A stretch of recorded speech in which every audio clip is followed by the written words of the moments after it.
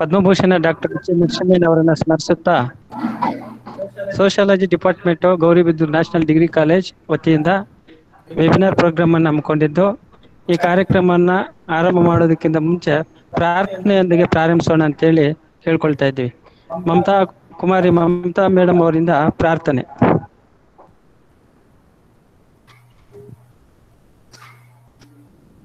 ಮಾಯವವತು ಶ್ರೀ ಶ್ರೀ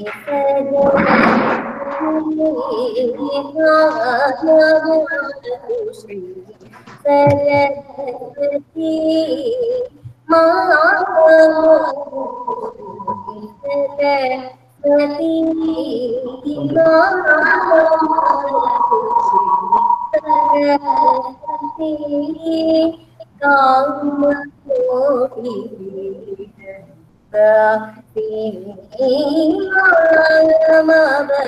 ಶ್ರೀ ಸರಸ್ವತಿ ಕೋಮಲಕರ ಸರೋಜ ಧೃತವೀರ ವಿಭೂಷಣ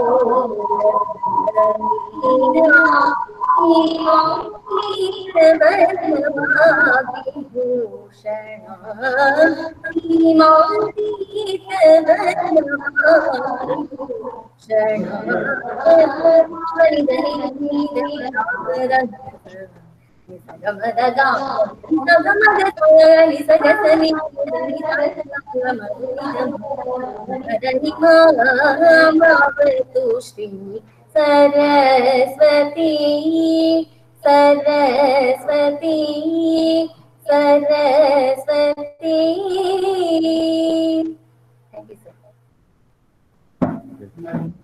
ಕುಮಾರಿ Mamata madam ಅವ್ರಿಗೆ ಧನ್ಯವಾದಗಳು. ಈಗ national college Gauribidanur sociology department ಇಂದ ಸಾಮಾಜಿಕ ಸಂಶೋಧನೆಯ ಪ್ರಕ್ರಿಯೆಗಳು, ಪ್ರೋಸೆಸ್ ಆಫ್ ಸೋಷಿಯಲ್ ರಿಸರ್ಚ್ ಎಂಬ ವಿಷಯಕ್ಕೆ ಸಂಬಂಧಪಟ್ಟಂತೆ ವೆಬಿನಾರ್ ಕಾರ್ಯಕ್ರಮವನ್ನು ಹಮ್ಮಿಕೊಂಡಿದ್ದು, ಈ ಕಾರ್ಯಕ್ರಮಕ್ಕೆ ಆಗಮಿಸಿದಂತಹ ನಮ್ಮ ಸಂಸ್ಥೆಯ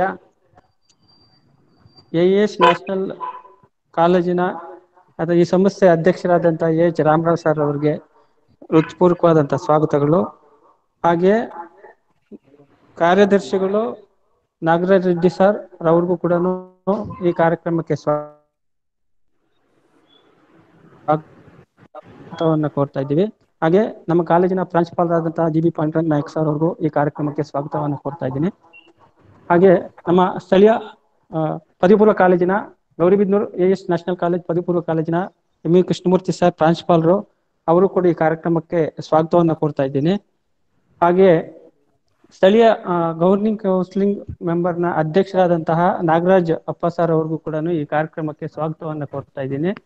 ಹಾಗೆ ನಮ್ಮ ಸಹೋದ್ಯೋಗಿಗಳು, ನಮ್ಮ ಉಪನ್ಯಾಸಕರು, ಹಿರಿಯ ಉಪನ್ಯಾಸಕರು, ಸಾಕಷ್ಟು ವಿದ್ಯಾರ್ಥಿಗಳು ಈ ಕಾರ್ಯಕ್ರಮಕ್ಕೆ ಆಗಮಿಸಿರುತ್ತಾರೆ, ಅವ್ರಿಗೂ ಕೂಡ ಸ್ವಾಗತವನ್ನು ಕೋರ್ತಾ ಇದ್ದೀನಿ. ವಿಶೇಷವಾಗಿ ಈ ಕಾರ್ಯಕ್ರಮದ ಕೇಂದ್ರ ಬಿಂದುಗಳಾದಂತಹ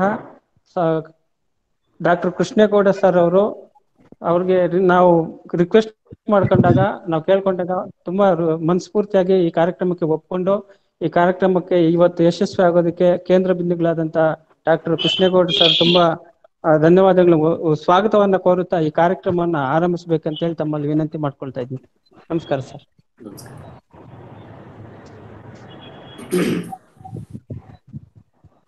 ನಾನು ಇಂದು ಸಾಮಾಜಿಕ ಸಂಶೋಧನೆಯ ಪ್ರಕ್ರಿಯೆಗಳು ಅಥವಾ ಹಂತಗಳು ಯಾವ್ಯಾವು ಅನ್ನೋದ್ರ ಬಗ್ಗೆ ಮಾತಾಡ್ತೇನೆ. ಆ ವಿಷಯವನ್ನು ಕುರಿತು ಮಾತಾಡೋದಕ್ಕೆ ಮುಂಚೆ ನಾವು ಮೊದಲು ಸಂಶೋಧನೆ ಅಂದ್ರೇನು, ಸಾಮಾಜಿಕ ಸಂಶೋಧನೆ ಅಂದ್ರೇನು ಅಂತ ಹೇಳಿ ಸಂಕ್ಷಿಪ್ತವಾಗಿ ತಿಳ್ಕೊಳ್ಳೋದು ಬಹಳ ಮುಖ್ಯ. ಸೊ ಹಾಗಾಗಿ ಅದರ ಬಗ್ಗೆ ಒಂದು ಸಂಕ್ಷಿಪ್ತ ವಿವರಣೆಯನ್ನು ಕೊಟ್ಟು ಬಗ್ಗೆ ಎಲ್ಲರೂ ಸರಿಯಾಗಿ ಕೇಳಿಸ್ತಾ ಇದೆಯಲ್ಲ? ಕೇಳಿಸ್ತಾ ಸರ್. ಓಕೆ. ಸಂಶೋಧನೆ ಅಂದ್ರೆ ಒಂದು ಜ್ಞಾನದ ಶೋಧನೆ ಅಂತ. ಸಾಮಾನ್ಯವಾಗಿ ಹೊಸ ಜ್ಞಾನವನ್ನ ಕ್ರಮಬದ್ಧವಾದ ರೀತಿಯಲ್ಲಿ ಪಡೆಯುವ ಒಂದು ಪ್ರಯತ್ನವನ್ನೇ ನಾವು ಸಂಶೋಧನೆ ಅಂತ ಕರೀಬಹುದು. ಸಾಮಾನ್ಯವಾಗಿ ಸಂಶೋಧನೆ ಯಾವುದೇ ಒಂದು ವಸ್ತು ಅಥವಾ ವಿಷಯವನ್ನ ಕುರಿತು ವಿಮರ್ಶಾತ್ಮಕವಾಗಿ ಹಾಗೂ ವಿಶ್ಲೇಷಣಾತ್ಮಕವಾಗಿ ವಿಚಾರಣೆಯನ್ನ ಮಾಡಿ ಅದರ ಆಧಾರದ ಮೇಲೆ ಒಂದು ಸಿದ್ಧಾಂತವನ್ನು ರೂಪಿಸುವಂತಹ ಒಂದು ಪ್ರಕ್ರಿಯೆಯನ್ನ ಸಂಶೋಧನೆ ಅಂತ ಕರಿತೀವಿ. ಬಹಳ ಸರಳವಾಗಿ ಹೇಳೋದಾದ್ರೆ ಸಂಶೋಧನೆ ಮತ್ತು ವೈಜ್ಞಾನಿಕ ವಿಧಾನ ಇವೆರಡು ಒಂದಕ್ಕೊಂದು ಪೂರಕವಾದ ಸಂಬಂಧವನ್ನು ಹೊಂದಿವೆ. ವೈಜ್ಞಾನಿಕ ವಿಧಾನದ ಹೊರತಾಗಿ ನೀವು ಯಾವುದೇ ಒಂದು ಅಧ್ಯಯನ ಮಾಡಿದ್ರೂ ಅದು ಸಂಶೋಧನೆ ಅಂತ ಕರೆಸ್ಕೊಳ್ಳೋದಿಲ್ಲ. ನಮ್ಮ ವಾಕ್ಚಾತುರ್ಯ ಎಷ್ಟೇ ಇರ್ಬೋದು, ಭಾಷಾ ಪ್ರಾವೀಣ್ಯತೆ ಎಷ್ಟೇ ಇರ್ಬೋದು, ಅದರ ಮೂಲಕ ಒಂದು ಅಧ್ಯಯನವನ್ನ ಇದು ಸಂಶೋಧನೆ ಅಂತ ಹೇಳಿ ಸಾಬೀತುಪಡಿಸೋದಕ್ಕಾಗೋದಿಲ್ಲ. ಆದ್ರಿಂದ ವೈಜ್ಞಾನಿಕವಾಗಿ ವೈಜ್ಞಾನಿಕ ವಿಧಾನದ ಮೂಲಕ ಯಾವುದೇ ಒಂದು ವಿಷಯವನ್ನ ವಸ್ತುವನ್ನ ಕುರಿತು ವಿಶ್ಲೇಷಣೆ ಮಾಡಿ ವಿಚಾರಣೆ ಮಾಡಿ ಅದರ ಆಧಾರದ ಮೇಲೆ ರೂಪಿಸಿದಂತ ಒಂದು ಸಿದ್ಧಾಂತವನ್ನ ಅಷ್ಟೇ ನಾವು ಸಂಶೋಧನೆ ಅಂತ ಕರೆಯೋದಕ್ಕೆ ಸಾಧ್ಯ. ಹಾಗಾದ್ರೆ ವೈಜ್ಞಾನಿಕ ವಿಧಾನ ಅಂದ್ರೆ ಏನು? ನಾವು ವ್ಯವಸ್ಥಿತ ಜ್ಞಾನವನ್ನ ಪಡಿಬೇಕಾದ್ರೆ ವೈಜ್ಞಾನಿಕ ವಿಧಾನವನ್ನ ಅನುಸರಿಸಬೇಕು. ವ್ಯವಸ್ಥಿತ ಜ್ಞಾನ ಯಾವುದು? ನಾವು ವೈಜ್ಞಾನಿಕ ವಿಧಾನದ ಮೂಲಕ ಪರಿಶೀಲಿಸಿ ವಿಚಾರಣೆ ಮಾಡಿ ಸಂಗ್ರಹಿಸಿದಂತ ಮಾಹಿತಿಯೇ ವ್ಯವಸ್ಥಿತವಾಗಿ ಕ್ರೋಢೀಕರಿಸಿದ ಜ್ಞಾನ. ಅದನ್ನ ಸೈನ್ಸ್ ಅಂತ ಕರಿತೀವಿ. A systematized body of knowledge. How do you get this? Through the process of scientific method. ಯಾವುದಿದು ವೈಜ್ಞಾನಿಕ ವಿಧಾನ? ಸಾಮಾನ್ಯವಾಗಿ ನೋಡಿ, ನಾವು ಅವಲೋಕನದಿಂದನೇ ಎಲ್ಲ ಅಧ್ಯಯನಗಳನ್ನ ಆರಂಭಿಸೋದು. ಅವಲೋಕನ ಅಂದ್ರೆ ನೋಡೋದು ಅಂತ. Of course I will tell you on later. ಅವಲೋಕನದ ಬಗ್ಗೆ ವಿವರಣೆಯನ್ನ ಆನಂತರ ಕೊಡ್ತೇನೆ. ಒಂದು ನೋಡೋದ್ರಿಂದ ಆರಂಭ ಆಗಿ ಮಾಹಿತಿಯನ್ನ ಸಂಗ್ರಹಿಸೋದ್ರ ಮೂಲಕ, ಸಂಗ್ರಹಿಸಿರುವಂತಹ ಮಾಹಿತಿಯನ್ನ ವರ್ಗೀಕರಿಸೋದ್ರ ಮೂಲಕ, ಆನಂತರ ಪುನಃ ಪರಿಶೀಲನೆಗೆ ಒಳಪಡಿಸೋದ್ರ ಮೂಲಕ ಒಂದು ತೀರ್ಮಾನಕ್ಕೆ ಬರ್ತೇವೆ. ಆ ತೀರ್ಮಾನವೇ ಅಂತಿಮ ಮಾಹಿತಿ ಆಗಿರುತ್ತೆ. ಸೊ ಇದನ್ನ ನಾವು ಸಿದ್ಧಾಂತ ಅಥವಾ ಒಂದು ತೀರ್ಮಾನ, ಒಂದು ವ್ಯವಸ್ಥಿತ ಜ್ಞಾನ ಅಂತ ಕರೀತೀವಿ. ಉದಾಹರಣೆಗೆ, ಈಗ ಯಾರೋ ಒಬ್ಬ ಪೇಷಂಟ್ ವೈದ್ಯರ ಹತ್ರ ನನಗೆ ಜ್ವರ ಇದೆ ಅಂತ ಹೋದ್ರೆ ತಕ್ಷಣ ಅವರು ಚಿಕಿತ್ಸೆ ಕೊಡ್ತಾರೇನು? ಇಲ್ಲ. ಅದು ಮಲೇರಿಯಾ ಜ್ವರ ಆಗಿರ್ಬೋದು, ಟೈಫಾಯ್ಡ್ ಜ್ವರ ಆಗಿರ್ಬೋದು, ಅಥವಾ COVID-19 ಆಗಿರ್ಬೋದು, ಇನ್ಯಾವುದೋ ಆಗಿರ್ಬೋದು. ಸೊ ಹಾಗಾಗಿ ಪರೀಕ್ಷೆಗೆ ಒಳಪಡಿಸ್ತಾರೆ. ಒಳಪಡಿಸೋದಕ್ಕೆ ಮುಂಚೆ ಅವಲೋಕನ ಮಾಡ್ತಾರೆ. ಓಕೆ, ಅವಲೋಕನ ಮಾಡಿ ಆ ಸಿಂಪ್ಟಮ್ಸ್ಗೆ ಅನುಗುಣವಾಗಿ ಅಂತಹ ಪರೀಕ್ಷೆಗಳನ್ನ ಬರೀತಾರೆ. ಸೊ ನಂತರದಲ್ಲಿ ಸಪೋಸ್ ಪೇಷಂಟ್ ಅವರಿಗೆ ಮಲೇರಿಯಾ ಇದೆ ಅನ್ನುವಂಥ ಪಾಸಿಟಿವ್ ರಿಸಲ್ಟ್ ಬಂದ್ರೆ ಬೇರೆ ಎಲ್ಲ ಪರೀಕ್ಷೆಗಳನ್ನ ಬಿಟ್ಟು ಬರೀ ಮಲೇರಿಯಾ ಟೆಸ್ಟ್ ನ ಪುನಃ ಮಾಡ್ತಾರೆ. ಅದನ್ನ ಪುನರ್ ಪರಿಶೀಲನೆ ಅಂತ ಕರಿತೀವಿ. ಸೊ ಆಗಲೂ ನಮಗೆ ಉತ್ತರ ಅದೇ ಬಂದಾಗ ಒಂದು ತೀರ್ಮಾನಕ್ಕೆ ಬರ್ತೀವಿ. ಏನು? ಆ ರೋಗಿ ಮಲೇರಿಯಾ ರೋಗದಿಂದ ನರಳುತ್ತಾ ಇದ್ದಾನೆ, ಅವನಿಗೆ ಮಲೇರಿಯಾ ಜ್ವರ ಬಂದಿದೆ ಅನ್ನೋ ತೀರ್ಮಾನಕ್ಕೆ ಬರ್ತಾನೆ. That is call it as conclusion. It is a systematized body of knowledge.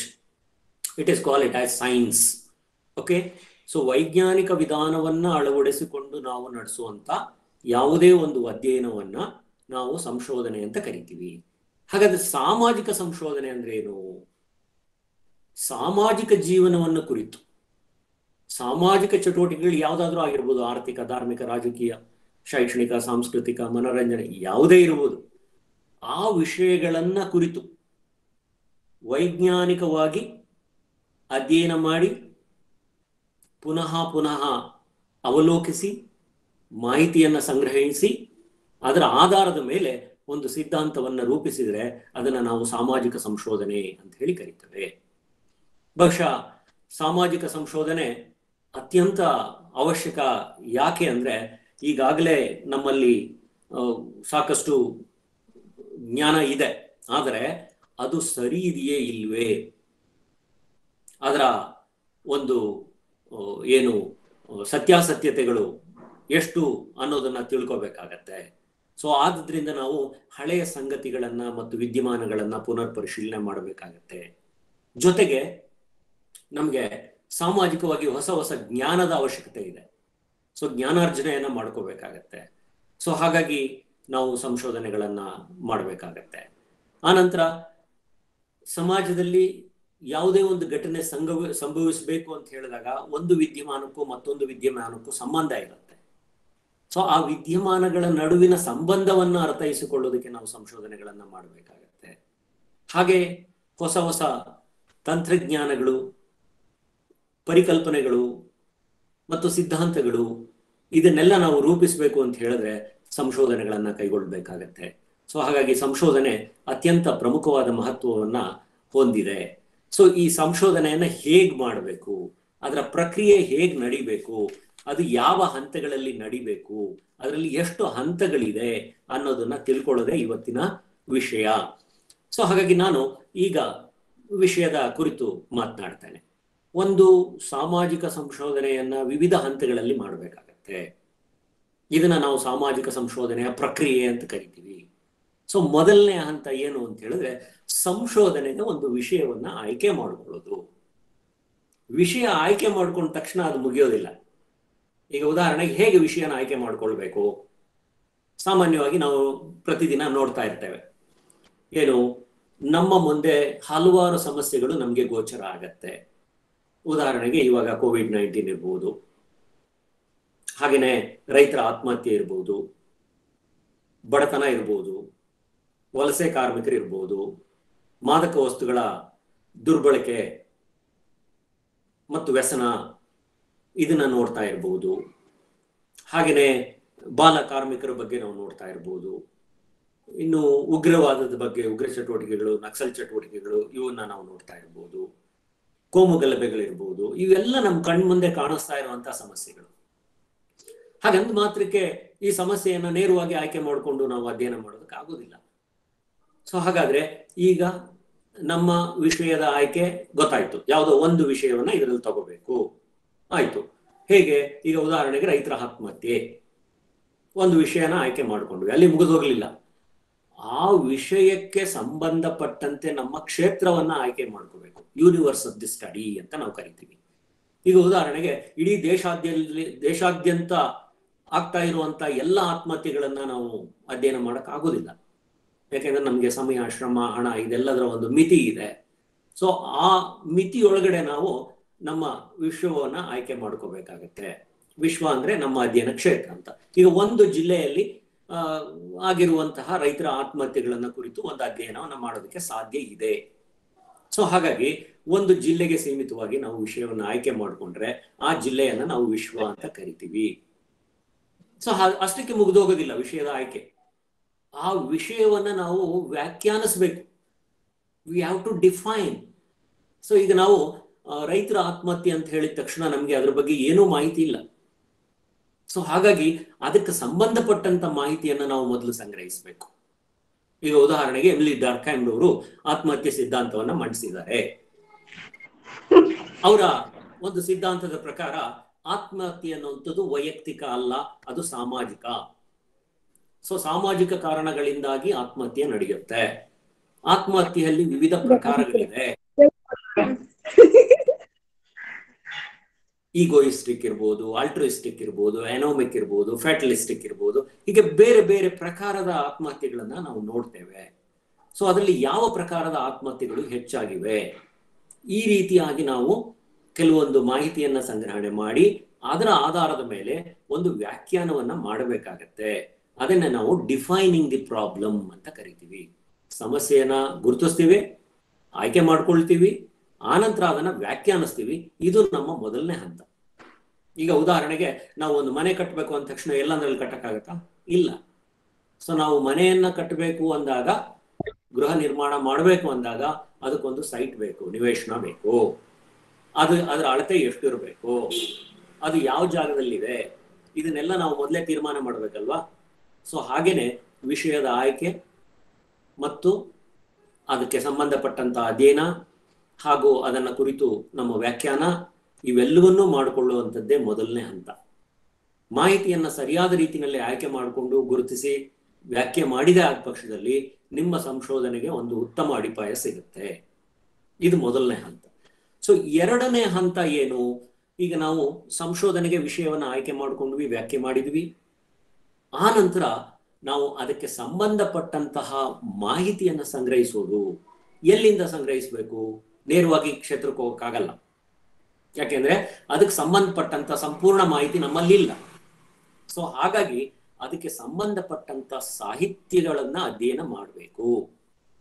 ಯಾವುದು ಸಾಹಿತ್ಯ ಅಧ್ಯಯನ ಅಂದ್ರೆ, ಈಗಾಗಲೇ ಪ್ರಕಟಗೊಂಡಿರುವಂತಹ ಮಾಹಿತಿಗಳು ಬೇಕಾದಷ್ಟಿದೆ. ಈಗ ರೈತರ ಆತ್ಮಹತ್ಯೆಗೆ ಸಂಬಂಧಪಟ್ಟಂತೆ ನೂರಾರು ಲೇಖನಗಳಿರ್ಬೋದು, ಪಬ್ಲಿಕೇಶನ್ಸ್ ಇರ್ಬೋದು, ಹಾಗೆ ಪತ್ರಿಕೆಗಳಲ್ಲಿ ಪ್ರಕಟ ಆಗಿರ್ಬೋದು, ಸಿದ್ಧಾಂತಗಳಿರ್ಬೋದು, ಹಾಗೇನೆ ಪ್ರಬಂಧಗಳು ಅಂದ್ರೆ PhD ಥೀಸಿಸ್.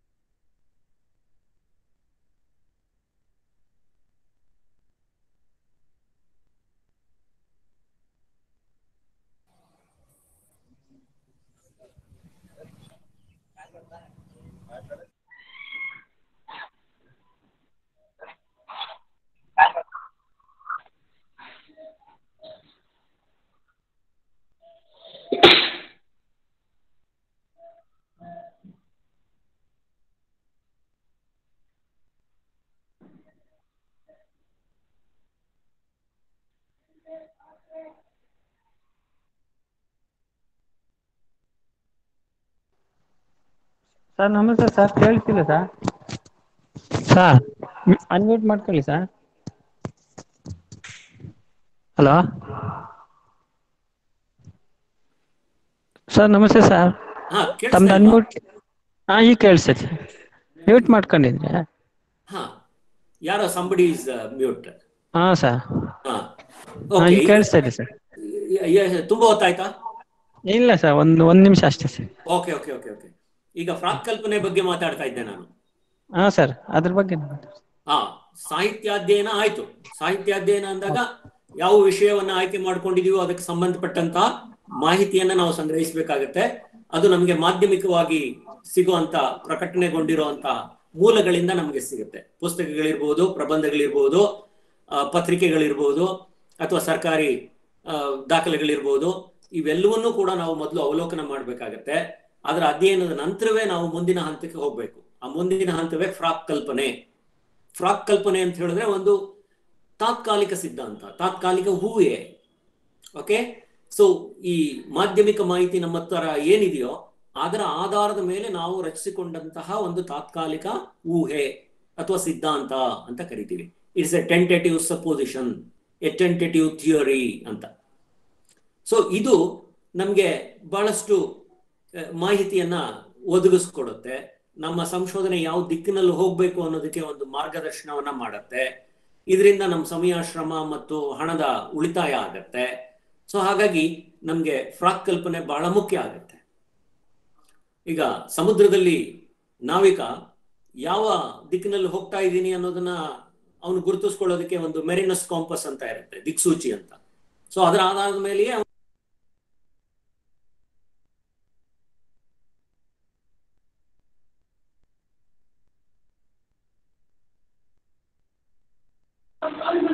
ಮತ್ತೆ ಮ್ಯೂಟ್ ಆಗಿದೆ ನೋಡಿ ಸರ್.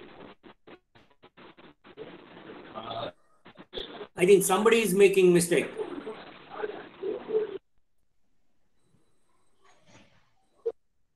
Okay, ಕೇಳಿಸ್ತಾ ಇದೆಯಾ? ಕೇಳಿಸ್ತಾ ಇದೆಯಲ್ಲ? ಸರ್ ಕೇಳಿಸ್ತಾ ಇದೆ. Okay okay. ಹಾಗೇನೆ ಪ್ರಾಕ್ಕಲ್ಪನೆ ಬಹಳ ಮುಖ್ಯವಾದದ್ದು. ಇದು ನಮ್ಗೆ ಸರಿಯಾದ ಮಾರ್ಗದರ್ಶನವನ್ನ ಕೊಡುತ್ತೆ. ನಮ್ಗೆ ಯಾವ ದಿಕ್ಕಿನಲ್ಲಿ ಸಂಶೋಧನೆಯನ್ನ ಕೈಗೊಳ್ಳಬೇಕು ಅನ್ನೋದ್ರ ಬಗ್ಗೆ ನಮ್ಗೆ ಒಂದು ದಾರಿದೀಪ ಆಗತ್ತೆ. ಆದ್ರೆ ಸಂಶೋಧನಕಾರ ವಿಶ್ಲೇಷಣೆಯನ್ನ ಮಾಡುವಾಗ ಅವನು ಸಂಗ್ರಹಿಸಿರುವಂತಹ ಮಾಹಿತಿಯ ಜೊತೆಗೆ ಪ್ರಾಕ್ಕಲ್ಪನೆಯನ್ನ ಹೋಲಿಕೆ ಮಾಡಿದಾಗ ಅವನು ಯಾವುದೇ ಪೂರ್ವಾಗ್ರಹಗಳಿಗೆ ಒಳಗಾಗದೆ ಅವನು ಸಂಗ್ರಹಿಸಿರುವಂತಹ ಮಾಹಿತಿಗೆ ಮಹತ್ವವನ್ನು ಕೊಡಬೇಕಾಗತ್ತೆ. ಯಾಕೆಂದ್ರೆ ಪ್ರಾಕ್ಕಲ್ಪನೆ ಒಂದು ತಾತ್ಕಾಲಿಕ ಸಿದ್ಧಾಂತ. ಅದು ಅವನ ಪ್ರಾಕ್ಕಲ್ಪನೆಯಂತೆಯೇ ಅವನ ಸಂಗ್ರಹಿಸಿರುವ ಮಾಹಿತಿ ಇದ್ದಾಗ ಮಾತ್ರ ಅದನ್ನ ಅವನು ಒಪ್ಕೋಬೇಕಾಗತ್ತೆ.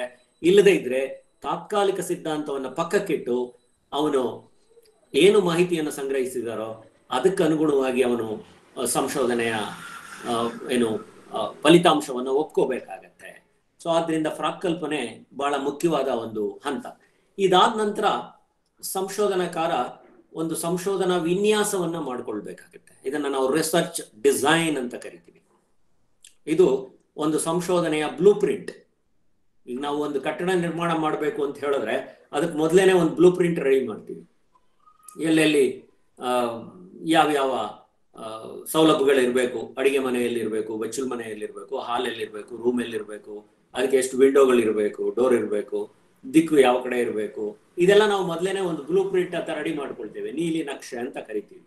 ಸೊ ಹಾಗೇನೆ ಸಂಶೋಧನಾಕಾರನಿಗೆ ತನ್ನ ಸಂಶೋಧನೆಯ ದಿಕ್ಕು ಯಾವ ರೀತಿಯಲ್ಲಿ ನಡಿಬೇಕು, ಅದಕ್ಕೆ ಎಷ್ಟು ಹಣ ಖರ್ಚಾಗ್ಬೋದು, ಅದಕ್ಕೆ ಎಷ್ಟು ಸಮಯ ಹಿಡಿಬಹುದು, ಅದಕ್ಕೆ ಎಷ್ಟು ಶ್ರಮ ಬೇಕಾಗ್ಬೋದು ಮುಂತಾದವುಗಳನ್ನೆಲ್ಲವನ್ನು ಕುರಿತು ಮೊದಲೇನೆ ತಯಾರಿಸಿಕೊಳ್ಳುವಂತ ಒಂದು ನೀಲಿ ನಕ್ಷೆ ಏನಿದೆಯೋ ಅದನ್ನ ನಾವು ರಿಸರ್ಚ್ ಡಿಸೈನ್ ಅಂತ ಕರಿತೀವಿ. ಓಕೆ, ಇದರಿಂದ ನಾವು ಮಧ್ಯದಲ್ಲಿ ಎಲ್ಲೋ ದಾರಿ ತಪ್ಪುವ ಅವಶ್ಯಕತೆ ಇರೋದಿಲ್ಲ.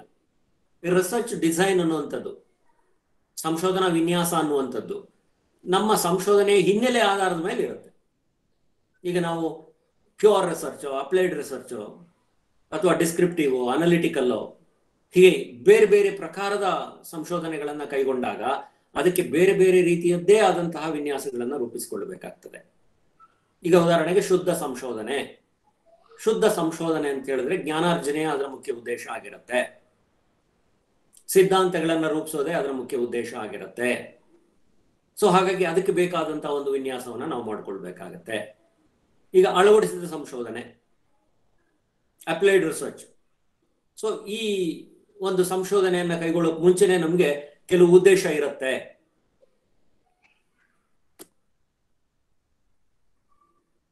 ಏನು? ಈಗ ಉದಾಹರಣೆಗೆ ಬಡತನ ನಿರ್ಮೂಲನ ಮಾಡಬೇಕು, ಬಾಲಕಾರ್ಮಿಕರ ಸಮಸ್ಯೆಯನ್ನ ನಿರ್ಮೂಲನ ಮಾಡಬೇಕು, ಅಥವಾ ರೈತರ ಆತ್ಮಹತ್ಯೆಯನ್ನ ತಡೆಗಟ್ಟಬೇಕು. ಇಂತಹ ಒಂದು ಸಮಸ್ಯೆಗೆ ಪರಿಹಾರ ಹುಡುಕೋದಕ್ಕೋಸ್ಕರ ನಾವು ಒಂದು ಸಂಶೋಧನೆಯನ್ನ ಕೈಗೊಳ್ಳೋದಾದ್ರೆ ಅದಕ್ಕೆ ಆದಂತಹ ಒಂದು ವಿನ್ಯಾಸವನ್ನ ನಾವು ಮಾಡಿಕೊಳ್ಬೇಕಾಗತ್ತೆ. ಕ್ವಾಂಟಿಟೇಟಿವ್ ಅಂಡ್ ಕ್ವಾಲಿಟೇಟಿವ್ ರಿಸರ್ಚ್ ಅಂತ ನೀವು ಕೇಳಿರ್ತೀರ, ಪರಿಮಾಣಾತ್ಮಕ ಮತ್ತು ಗುಣಾತ್ಮಕ ಅಂತ. ಈ ಗುಣಾತ್ಮಕ ಸಂಶೋಧನೆಗಳನ್ನು ಮಾಡುವಾಗ ನಮಗೆ ಅಂಕಿಅಂಶಗಳ ಸಂಖ್ಯೆ ಮುಖ್ಯ ಆಗೋದಿಲ್ಲ. ಅಲ್ಲಿ ಭಾವನೆಗಳು ಮತ್ತು ಏನು ಸಾಮಾಜಿಕ ಅಂಶಗಳಿದೆ, ಮೌಲ್ಯಗಳು, ಅದು ಬಹಳ ಮುಖ್ಯ ಆಗತ್ತೆ ಹೊರತು ಅಂಕಿಅಂಶಗಳು ಮುಖ್ಯ ಆಗೋದಿಲ್ಲ. ಆದರೆ ಪರಿಮಾಣಾತ್ಮಕ ಸಂಶೋಧನೆಗಳನ್ನು ಮಾಡುವಾಗ ನಮಗೆ ಅಂಕಿಅಂಶಗಳ ಪರಿಮಾಣ ಬಹಳ ಮುಖ್ಯ. ಸೊ ಹಾಗಾಗಿ ನಾವು ಈ ಹಿನ್ನೆಲೆಯಲ್ಲಿ ಪ್ರತಿಯೊಂದು ಸಂಶೋಧನೆಗೂ ಒಂದು ವಿನ್ಯಾಸವನ್ನ ರೂಪಿಸಿಕೊಳ್ಬೇಕಾಗ್ತದೆ. ಇದು ಬಹಳ ಮುಖ್ಯವಾದ ಹಂತ. ಸಂಶೋಧನಾ ವಿನ್ಯಾಸದ ನಂತರವೇ ನಮಗೆ ಮಾದರಿಯನ್ನ ಆಯ್ಕೆ ಮಾಡಿಕೊಳ್ಳುವಂಥದ್ದು ಬರ್ತದೆ. ಸೊ ಐದನೆಯದಾಗಿ ನಾವು ಮಾಡಬೇಕಾಗಿರುವಂತ ಹಂತ ಯಾವುದು ಅಂತ ಹೇಳಿದ್ರೆ ಮಾದರಿ, ನಮೂನೆ ಅಥವಾ ಪ್ರಾತಿನಿಧಿಕತೆ ಅಂತಲೂ ಕರಿತೀವಿ. ಏನು ನಮೂನೆ, ಮಾದರಿ ಅಥವಾ ಪ್ರಾತಿನಿಧಿಕತೆ ಅಂದ್ರೆ ಒಂದು ದೊಡ್ಡ ವಸ್ತುವಿನ ಚಿಕ್ಕ ಪ್ರತಿರೂಪ, a smaller part of a larger whole ಅಂತ ಕರಿತೀವಿ. ಈಗ ಉದಾಹರಣೆಗೆ ವಿಶ್ವ ಅಂದಾಗ ಒಂದು ಕ್ಷೇತ್ರ. ಈಗ ಇಡೀ ರಾಜ್ಯದಲ್ಲಿ ರೈತರ ಆತ್ಮಹತ್ಯೆ ನಡೀತಾ ಇದೆ. ಇಡೀ ರಾಜ್ಯದಲ್ಲಿರುವಂತ ಎಲ್ಲ ರೈತರನ್ನು ಒಬ್ಬ ಸಂಶೋಧಕ ಅಧ್ಯಯನ ಮಾಡೋದಕ್ಕೆ ಸಾಧ್ಯ ಆಗೋದಿಲ್ಲ. ಸೊ ಹಾಗಾಗಿ ಕೆಲವು ಆತ್ಮಹತ್ಯೆ ಮಾಡಿಕೊಂಡಿರುವಂತ ಕುಟುಂಬಗಳನ್ನ ಅವನು ಆಯ್ಕೆ ಮಾಡಿಕೊಂಡು ಅದರಿಂದ ಅವನು ಒಂದು ತೀರ್ಮಾನಕ್ಕೆ ಬರುವಂತ ಅವಕಾಶ ಇದೆ. ಈಗ ಉದಾಹರಣೆಗೆ ಒಬ್ಬ ವ್ಯಕ್ತಿಯ ದೇಹದಲ್ಲಿರುವಂತ ರಕ್ತದ ಗುಂಪು ಯಾವುದು ಅಂತ ತಿಳ್ಕೊಳ್ಳೋದಕ್ಕೆ ಇಡೀ ರಕ್ತನೆಲ್ಲ ಪರೀಕ್ಷೆ ಮಾಡಬೇಕಾದ ಅವಶ್ಯಕತೆ ಇಲ್ಲ. ಒಂದೆರಡು ತೊಟ್ಟ ರಕ್ತ ಸಾಕು, ಅವನು ಯಾವ ರಕ್ತದ ಗುಂಪಿಗೆ ಸೇರಿದ್ದಾನೆ ಅನ್ನೋದನ್ನ ಪತ್ತೆ ಮಾಡಬಹುದು. ಹಾಗೆಯೇ ಒಂದು ಚೀಲದಲ್ಲಿರುವಂತಹ ಅಕ್ಕಿನ ಯಾವ ರೀತಿ ಇದೆ ಗುಣಮಟ್ಟ ಅಂತ ಪರೀಕ್ಷೆ ಮಾಡೋದಕ್ಕೆ ಇಡೀ ಚೀಲನ ಸುರಿದು ನೋಡ್ಬೇಕಾಗಿಲ್ಲ. ಅದರಲ್ಲಿ ಕೆಲವು ಕಾಳು ಅಕ್ಕಿಗಳನ್ನ ನೋಡಿದ್ರು ಸಾಕು, ಅದು ಗುಣಮಟ್ಟ ಏನು ಅನ್ನೋದು ಗೊತ್ತಾಗ್ತದೆ. ಒಂದು ಪಾತ್ರೆನಲ್ಲಿ ಬೇಯ್ತಾ ಇರುವಂತ ಅನ್ನನ ನೋಡ್ಬೇಕಾದ್ರೆ ಅದು ಬೆಂದಿದೆಯೋ ಇಲ್ಲೋ ಅನ್ನೋದಕ್ಕೆ ಒಂದು 2 ಅಗಳುಗಳು ಸಾಕು. ಸೊ ಹಾಗೆ ನಾವು ಇಡೀ ರಾಜ್ಯದಲ್ಲಿರುವಂತಹ ಎಲ್ಲ ಕುಟುಂಬಗಳನ್ನ ಸಂದರ್ಶನ ಮಾಡಿ ಅಥವಾ ಭೇಟಿ ಮಾಡಿ ಮಾಹಿತಿ ಸಂಗ್ರಹಿಸೋದ್ರ ಬದಲು ಕೆಲವು ಕುಟುಂಬಗಳನ್ನ ಆಯ್ಕೆ ಮಾಡಿಕೊಂಡು ಅದರ ಮೂಲಕ ಮಾಹಿತಿಯನ್ನು ಸಂಗ್ರಹಿಸೋದಕ್ಕೆ ಸಾಧ್ಯ ಇದೆ. ಇಲ್ಲಿ ನಮ್ಮ ಇಡೀ ಸಂಶೋಧನೆಯ ಫಲಿತಾಂಶ ನಿಂತಿರೋದೇ ನಮ್ಮ ಮಾದರಿ ಆಯ್ಕೆ ಮೇಲೆ. ಮಾದರಿಯಲ್ಲಿ ನಾವು 2 ವಿಧಗಳನ್ನ ನೋಡ್ತೇವೆ. ಒಂದು ಸಂಭವನೀಯ ಮಾದರಿ, ಮತ್ತೊಂದು ಸಂಭವನೀಯವಲ್ಲದ ಮಾದರಿ. ಒಂದು ಸಂಭವನೀಯ ಮಾದರಿ ಅಂತ ಹೇಳಿದಾಗ ಅಲ್ಲಿ ನಮಗೆ ಸಂಪೂರ್ಣವಾದ ವಿಶ್ವದ ಮಾಹಿತಿ ಇರುತ್ತೆ. ಈಗ ಉದಾಹರಣೆಗೆ ಕರ್ನಾಟಕದಲ್ಲಿ 2018 ಮತ್ತು 19ನೇ ವರ್ಷದಲ್ಲಿ ಎಷ್ಟು ಜನ ರೈತರು ಆತ್ಮಹತ್ಯೆಯನ್ನು ಮಾಡಿಕೊಂಡಿದ್ದಾರೆ ಅಂದಾಗ ಪ್ರತಿಯೊಂದು ಅಂಕಿಅಂಶವೂ ಕೂಡ ಅಲ್ಲಿದೆ. ಸೊ ನಾವು ಸಂಭವನೀಯ ಮಾದರಿಯ ಮೂಲಕ ಅಧ್ಯಯನ ಮಾಡಬೇಕು ಅಂದಾಗ ಈ ವಿಧಾನದ ಮೂಲಕ ಆಯ್ಕೆ ಮಾಡಿಕೊಳ್ಬಹುದು ಪ್ರತಿವರ್ತಿಗಳನ್ನ. ಆದರೆ ಸಂಭವನೀಯವಲ್ಲದ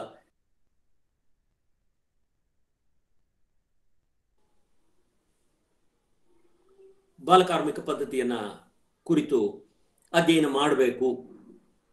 ಆವಾಗ ರಾಜ್ಯದಲ್ಲಿ ಎಷ್ಟು ಜನ ಬಾಲಕಾರ್ಮಿಕರಿದ್ದಾರೆ ಅನ್ನೋದ್ರ ಬಗ್ಗೆ ನಮಗೆ ಅರಿವಿಲ್ಲ, ಅಂಕಿ ಸಂಖ್ಯೆ ಇಲ್ಲ.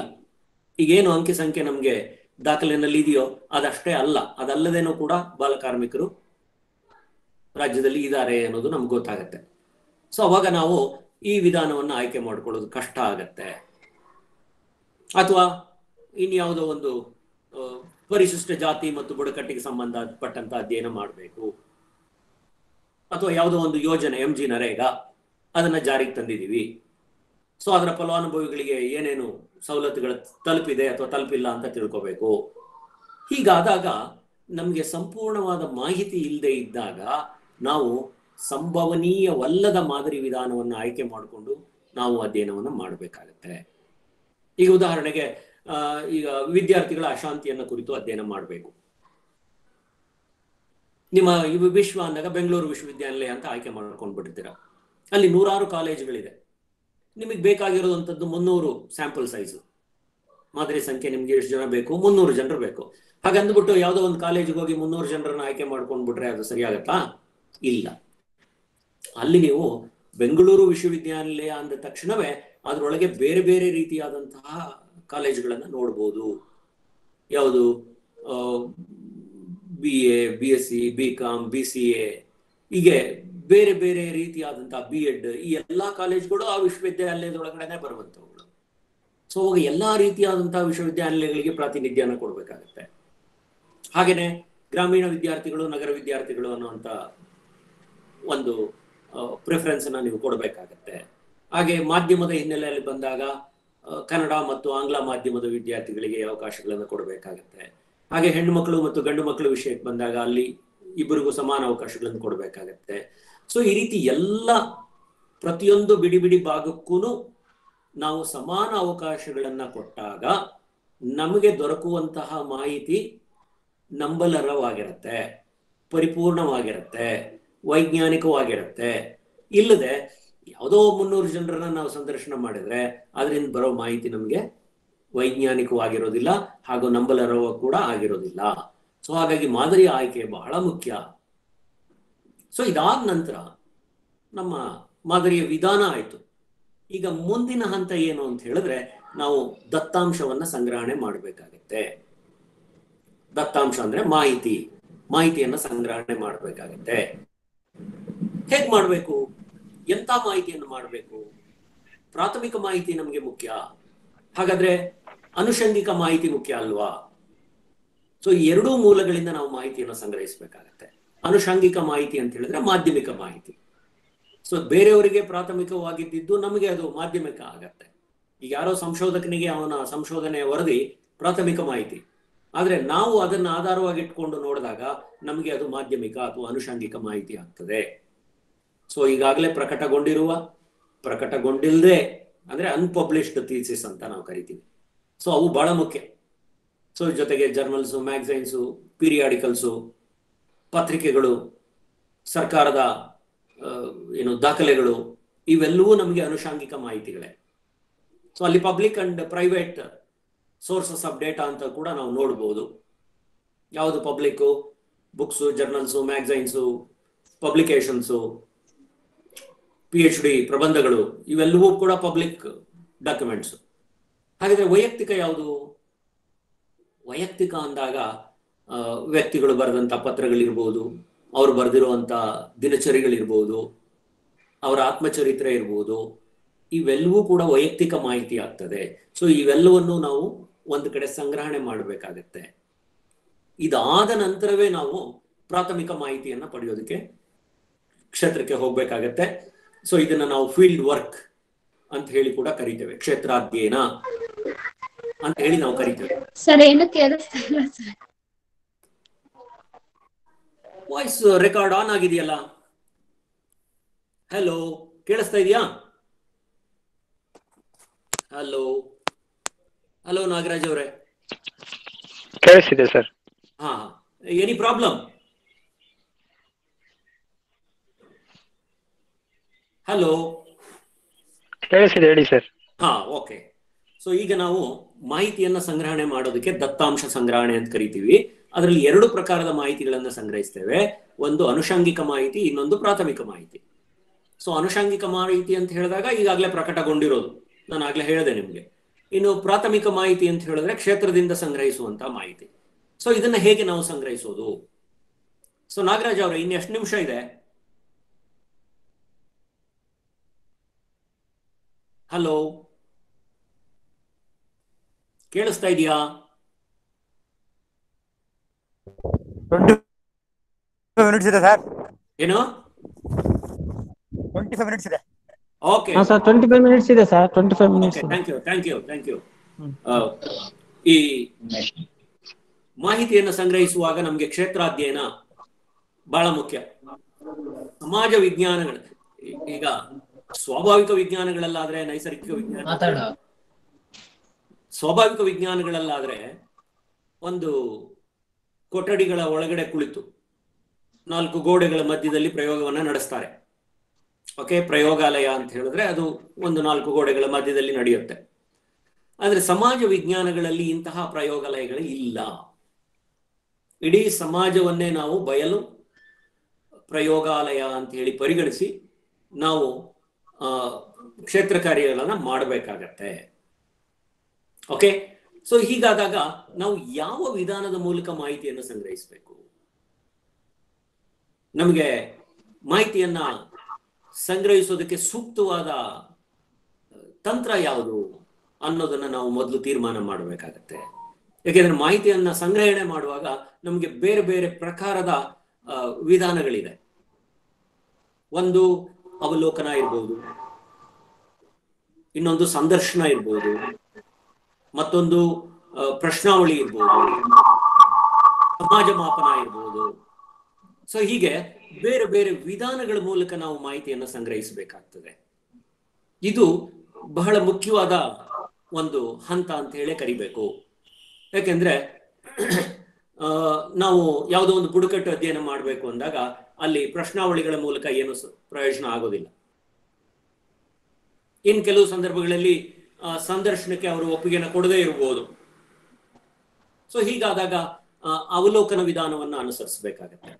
ಸೊ ಅವಲೋಕನ ಅಂದ್ರೆ ಬಹುಶಃ ನಿಮ್ಗೆ ಗೊತ್ತಿರುತ್ತೆ, ಏನು ನೋಡೋದು, ವೀಕ್ಷಿಸೋದು ಅನ್ನೋದು ಅರ್ಥ. ಅವಲೋಕನ ಅಂದ್ರೆ ನೋಡೋದು ಅಥವಾ ವೀಕ್ಷಿಸೋದು. Purposeful viewing, a scientific viewing ಅಂತ, ಯಾವುದೋ ಒಂದು ಉದ್ದೇಶವನ್ನು ಇಟ್ಕೊಂಡು ನಾವು ನೋಡುವಂಥದ್ದು. ವೈಜ್ಞಾನಿಕವಾಗಿ ನೋಡೋದು. ಏನು ವೈಜ್ಞಾನಿಕವಾಗಿ ನೋಡೋದು? ನಾವು ಬರಿಗಣ್ಣಿಂದ ನೋಡಿದ ತಕ್ಷಣಕ್ಕೆ ಎಲ್ಲವನ್ನೂ ಅರ್ಥ ಮಾಡ್ಕೊಳ್ಳೋಕೆ ಸಾಧ್ಯ ಆಗೋದಿಲ್ಲ. ಕೆಲವು ಸಂದರ್ಭಗಳಲ್ಲಿ ಉಪಕರಣಗಳನ್ನ ಬಳಸಿ ನಾವು ಅವಲೋಕನವನ್ನ ಮಾಡಬೇಕಾಗತ್ತೆ. ಈ ಸಣ್ಣ ಉದಾಹರಣೆ ಹೇಳ್ಬೇಕು ಅಂದ್ರೆ, ವೈದ್ಯರು ನಿಮ್ಮ ಟೆಂಪರೇಚರ್ ನೋಡುವಾಗ ಒಂದು ಥರ್ಮೋಮೀಟರ್ ಯೂಸ್ ಮಾಡ್ತಾರೆ. ಹಾಗೇನೆ ಹಾರ್ಟ್ ಬೀಟ್ ನೋಡುವಾಗ ಒಂದು ಸ್ಟೆಥೋಸ್ಕೋಪ್ ಇಟ್ಕೊಂಡು ನೋಡ್ತಾರೆ.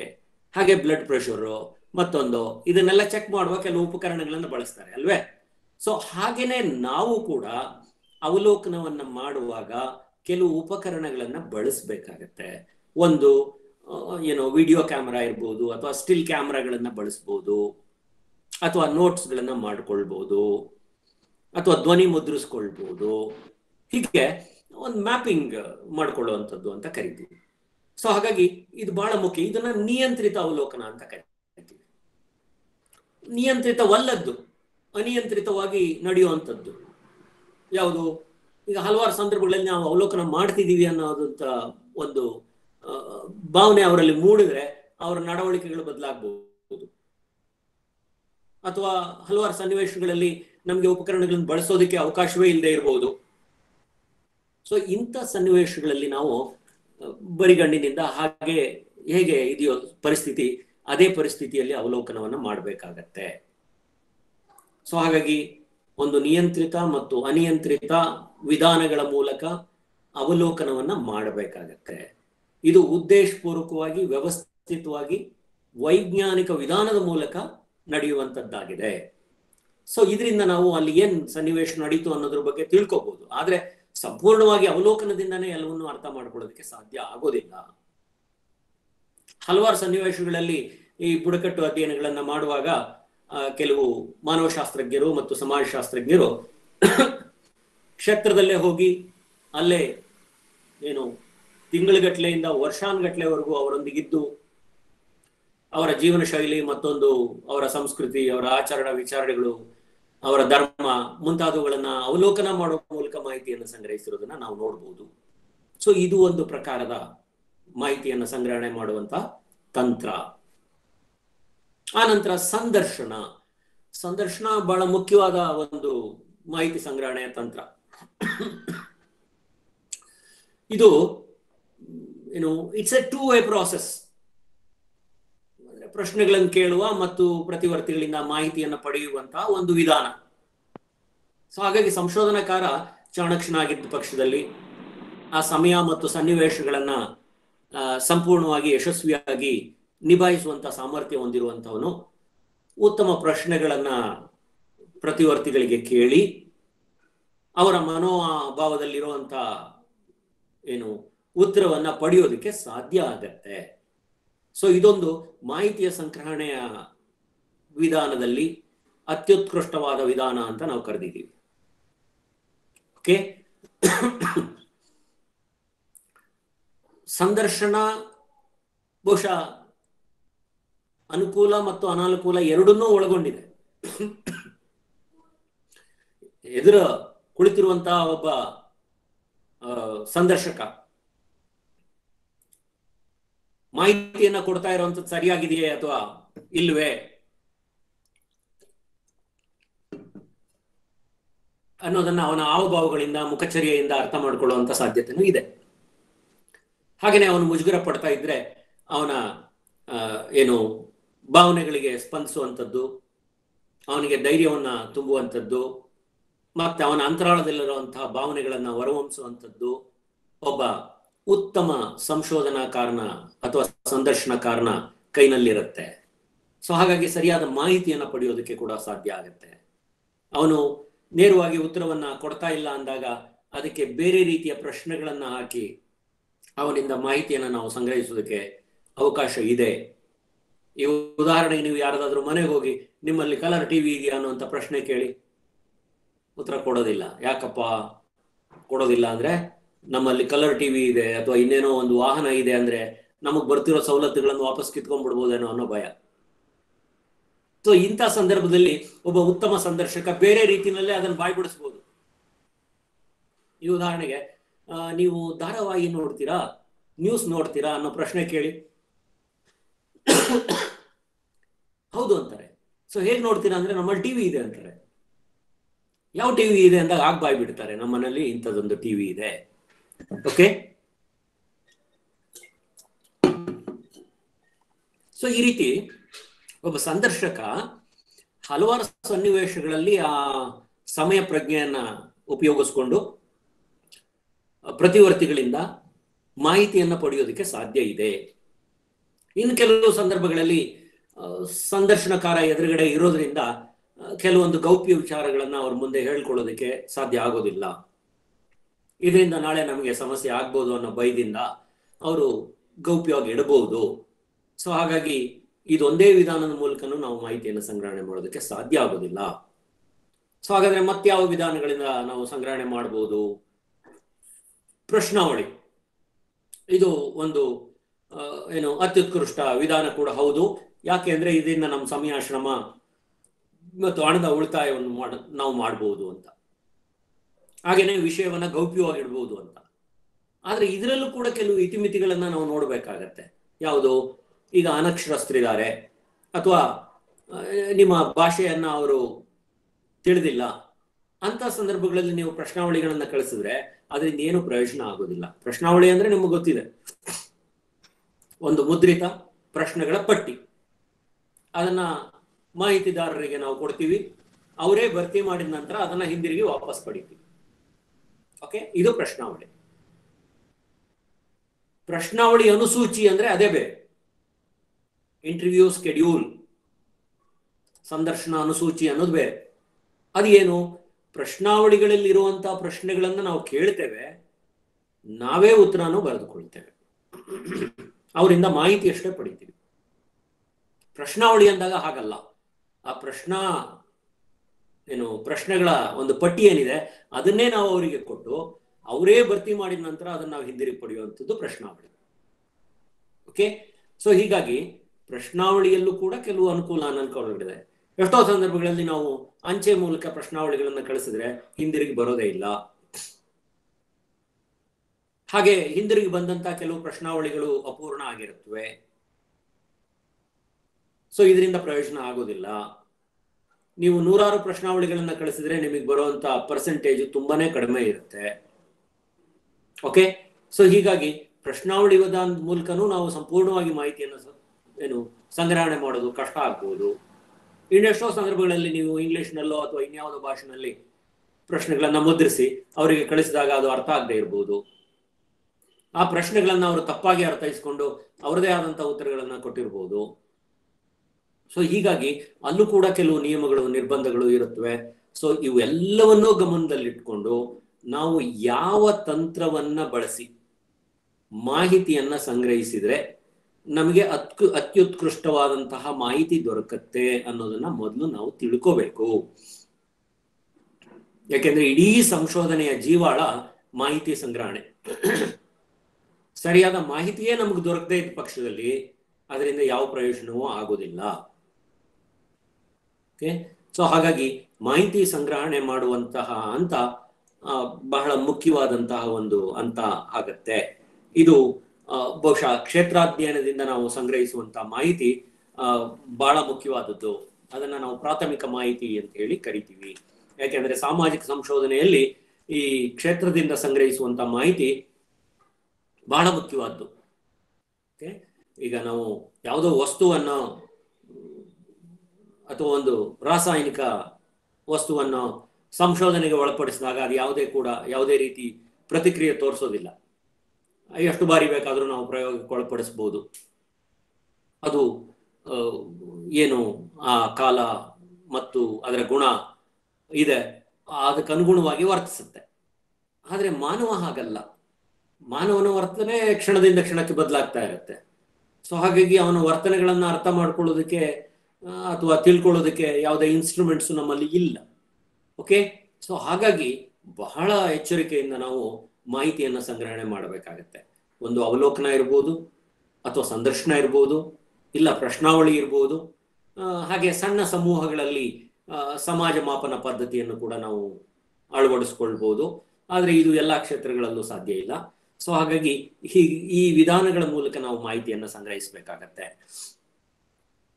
ಇದರ ನಂತರ ನಿಮ್ಗೆ ಗೊತ್ತಿದೆ, ಕೇವಲ ಮಾಹಿತಿಯನ್ನಷ್ಟೇ ಸಂಗ್ರಹಿಸಿದ್ರೆ ನಮ್ಮ ಸಂಶೋಧನೆ ಮುಗಿದು ಹೋಗೋದಿಲ್ಲ. ಈ ಉದಾಹರಣೆ, ಕಟ್ಟಡ ಕಟ್ಟಬೇಕು ಅನ್ನುವಂಥ ವ್ಯಕ್ತಿ ಇಟ್ಟಿಗೆ, ಕಲ್ಲು, ಮರಳು, ಜಲ್ಲಿ, ಕಬ್ಬಿಣ ಇವೆಲ್ಲ ವಸ್ತುಗಳನ್ನು ಕೊಂಡ್ಕೊಂಡ್ ಬರ್ತಾನೆ. ಅದನ್ನೆಲ್ಲ ತಂದು ಒಂದ್ ಕಡೆ ರಾಶಿ ಹಾಕ್ತಾನೆ. ಹಾಗೆ ರಾಶಿ ಹಾಕಿದ ಮಾತ್ರಕ್ಕೆ ಅದು ಬಿಲ್ಡಿಂಗ್ ಆಗತ್ತೆ? ಇಲ್ಲ. ಒಂದು ಕಟ್ಟಡ ನಿರ್ಮಾಣ ಆಗ್ಬೇಕು ಅಂದ್ರೆ ಅದನ್ನೆಲ್ಲ ವ್ಯವಸ್ಥಿತವಾಗಿ ಜೋಡಿಸ್ಬೇಕಾಗತ್ತೆ. ಸೊ ಹಾಗೇನೆ ಸಂಶೋಧನಾಕಾರ ತಾನು ಕ್ಷೇತ್ರದಲ್ಲಿ ಸಂಗ್ರಹಿಸಿರುವಂತಹ ಮಾಹಿತಿಯನ್ನೆಲ್ಲವನ್ನೂ ತಂದು ಅದನ್ನ ಒಂದು ವ್ಯವಸ್ಥಿತ ರೀತಿಯಲ್ಲಿ ಜೋಡಿಸ್ಬೇಕಾಗತ್ತೆ. ಇಂತಹ ಒಂದು ಹಂತವನ್ನೇ ನಾವು ಮಾಹಿತಿಯ ವಿಶ್ಲೇಷಣೆ ಅಂತ ಕರಿತೀವಿ. ಅದನ್ನ ಅನಾಲಿಸಿಸ್ ಆಫ್ ಡೇಟಾ ಅಂತ. ಈ ಮಾಹಿತಿಯ ವಿಶ್ಲೇಷಣೆ ಮಾಡದೇ ಇದ್ದರೆ ನಾವು ಏನು ಮಾಹಿತಿಯನ್ನು ಸಂಗ್ರಹಿಸಿದ್ವು ಅದು ಯಾವುದು ಕೂಡ ಪ್ರಯೋಜನಕ್ಕೆ ಬರೋದಿಲ್ಲ. ಸೊ ಇದು ಪ್ರಯೋಜನಕ್ಕೆ ಬರಬೇಕು ಅಂತ ಹೇಳಿದ್ರೆ ಸಂಗ್ರಹಿಸಿರುವಂತಹ ಮಾಹಿತಿಯನ್ನ ವ್ಯವಸ್ಥಿತವಾಗಿ 3 ಹಂತಗಳಲ್ಲಿ ನಾವು ವಿಶ್ಲೇಷಣೆ ಮಾಡಬೇಕಾಗತ್ತೆ. ಮೊದಲನೇದು ಪರಿಷ್ಕರಣೆ ಅಂತ. ಪರಿಷ್ಕರಣೆ ಅಂದ್ರೆ ಎಡಿಟಿಂಗ್ ಅನ್ನೋದು ಬಹಳ ಮುಖ್ಯ. ನಾವು 300 ಜನ ಪ್ರತಿವರ್ತಿಗಳಿಂದ ಮಾಹಿತಿಯನ್ನು ಸಂಗ್ರಹಿಸಿದ್ದೀವಿ. ಅದನ್ನ ಸಂಕೇತಗಳನ್ನ ಕೊಡೋದಕ್ಕೆ ಮುಂಚೆ ಆ 300 ಏನು ಸಂದರ್ಶಕರು ಅಥವಾ ಪ್ರತಿವರ್ತಿಗಳು ನಮಗೆ ಕೊಟ್ಟಿರುವಂತ ಮಾಹಿತಿ ಪರಿಪೂರ್ಣವಾಗಿದೆಯೇ ಅನ್ನೋದನ್ನ ನಾವು ಪರಿಷ್ಕರಣೆ ಮಾಡಿ ನೋಡ್ಬೇಕು. ಎಷ್ಟೋ ಸಂದರ್ಭದಲ್ಲಿ ಸಂದರ್ಶಕ 1/4 kg ಅನ್ನೋದ್ರ ಬದಲು 4 kg ಅಂತ ಬರ್ಕೊಂಡ್ಬಿಟ್ಟಿರ್ಬೋದು, ಅಥವಾ ಅವನ ಆದಾಯ ಏನಿದೆಯೋ ಅದರ ದುಪ್ಪಟ್ಟು ಖರ್ಚಾಗ್ತಾ ಇದೆ ಅಂತ ಬರ್ಕೊಂಡಿರ್ಬೋದು. ಅದೆಲ್ಲ ಸರಿನೇ ಅನ್ನೋದನ್ನ ನಾವು ಪರಿಶೀಲಿಸ್ಬೇಕಾಗತ್ತೆ. ಓಕೆ, ಸೊ ಹಾಗಾಗಿ ಪರಿಷ್ಕರಣೆ ಬಹಳ ಮುಖ್ಯ. ಎಷ್ಟು ಪ್ರಶ್ನೆಗಳಿಗೆ ಉತ್ತರವನ್ನ ಕೊಟ್ಟಿಲ್ಲ, ಈ ಪ್ರಶ್ನೆಗೆ ಅವನು ಈ ಉತ್ತರವನ್ನ ಕೊಟ್ಟಿರೋದ್ರಿಂದ, ಈಗ ಫಾರ್ ಎಕ್ಸಾಂಪಲ್ ಆನ್ಯುಯಲ್ ಇನ್ಕಮ್ ಅಂತ ಕೇಳಿರ್ತೀವಿ, ಅವನು ನನಗೊಂದು ಅವನು ಹೇಳಿರ್ತಾನೆ ಒಂದು ತಿಂಗಳಿಗೆ 10,000 ಸಂಬಳ ಬರ್ತಾ ಇದೆ ಅಂದ್ರೆ ಅವನ ಆನ್ಯುಯಲ್ ಇನ್ಕಮ್ ಎಷ್ಟಾಯ್ತು? 1,20,000 ರೂಪಾಯಿ ಆಯ್ತು. ಸೊ ಹಾಗಾಗಿ ನಾವು ಪರಿಷ್ಕರಣೆ ಮಾಡುವಂತಹ ಸಂದರ್ಭಗಳಲ್ಲಿ ಇಂತಹ ತಪ್ಪುಗಳನ್ನೆಲ್ಲ ಸರಿಪಡಿಸ್ಕೊಳ್ಬೇಕಾಗ್ತದೆ. ಓಕೆ, ಇದು ಬಹಳ ಮುಖ್ಯ. ಯಾವುದೇ ಮಾಹಿತಿ ವಿಶ್ಲೇಷಣೆಗೆ ಮೊದಲು ನಾವು ಆ ಸಂಗ್ರಹಿಸಿರುವಂತಹ ಮಾಹಿತಿಯನ್ನ ಪರಿಪೂರ್ಣವಾಗಿದೆಯೇ ಅಂತ ಹೇಳಿ ಪರಿಷ್ಕರಣೆ ಮಾಡಬೇಕು. ಅಲ್ಲೇನಾದ್ರೂ ದೋಷಗಳಿದ್ರೆ ಅದನ್ನ ಸರಿಪಡಿಸ್ಕೊಳ್ಬೇಕು. ಈಗ ಒಂದು ತಿಂಗಳಿಗೆ ಆದಾಯ 10,000 ಇರೋದನ್ನ ನಾವು ವಾರ್ಷಿಕ ಆದಾಯ ಅಂತ ಬರೆದುಕೊಂಡ್ರೆ ಅದರಿಂದ ನಮಗೆ ಬರೋ ಮಾಹಿತಿ ಸಂಪೂರ್ಣವಾಗಿ ತಪ್ಪಾಗತ್ತೆ. ಓಕೆ, ಸೊ ಹಾಗೇನೆ ನಾವು 1,000 ಜನರಿಗೆ ಸಂಗ್ರಹಿಸಿರುವಂತ ಮಾಹಿತಿಯನ್ನ 100 ಜನರಿಗೆ ನಾವು ಅದನ್ನ ರೆಡ್ಯೂಸ್ ಮಾಡಿಕೊಂಡ್ರೆ ಆವಾಗ್ಲೂ ನಮ್ಮ ಮಾಹಿತಿ ತಪ್ಪಾಗತ್ತೆ. ಈಗ ಉದಾಹರಣೆಗೆ 1,000 ಜನರಲ್ಲಿ 90 ಜನರು ನಿಮ್ಮ ಪ್ರಾಡಕ್ಟ್ಗೆ ಒಲವು ತೋರಿಸಿರ್ತಾರೆ.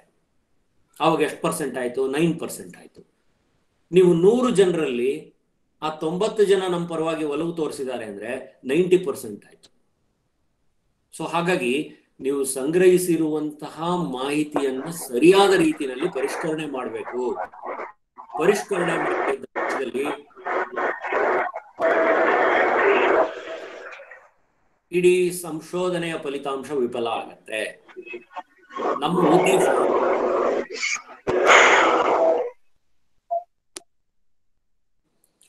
ಸರಿಯಾದ ಫಲಿತಾಂಶವನ್ನ, ವೈಜ್ಞಾನಿಕ ಫಲಿತಾಂಶವನ್ನು ಪಡೆಯುವುದಷ್ಟೇ ಆಗಿರುತ್ತೆ.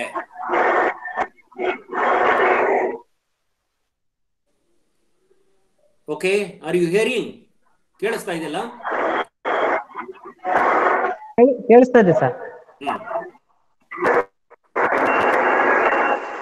ಏನೋ ಶಬ್ದ ಆಗ್ತಾ ಇದೆ.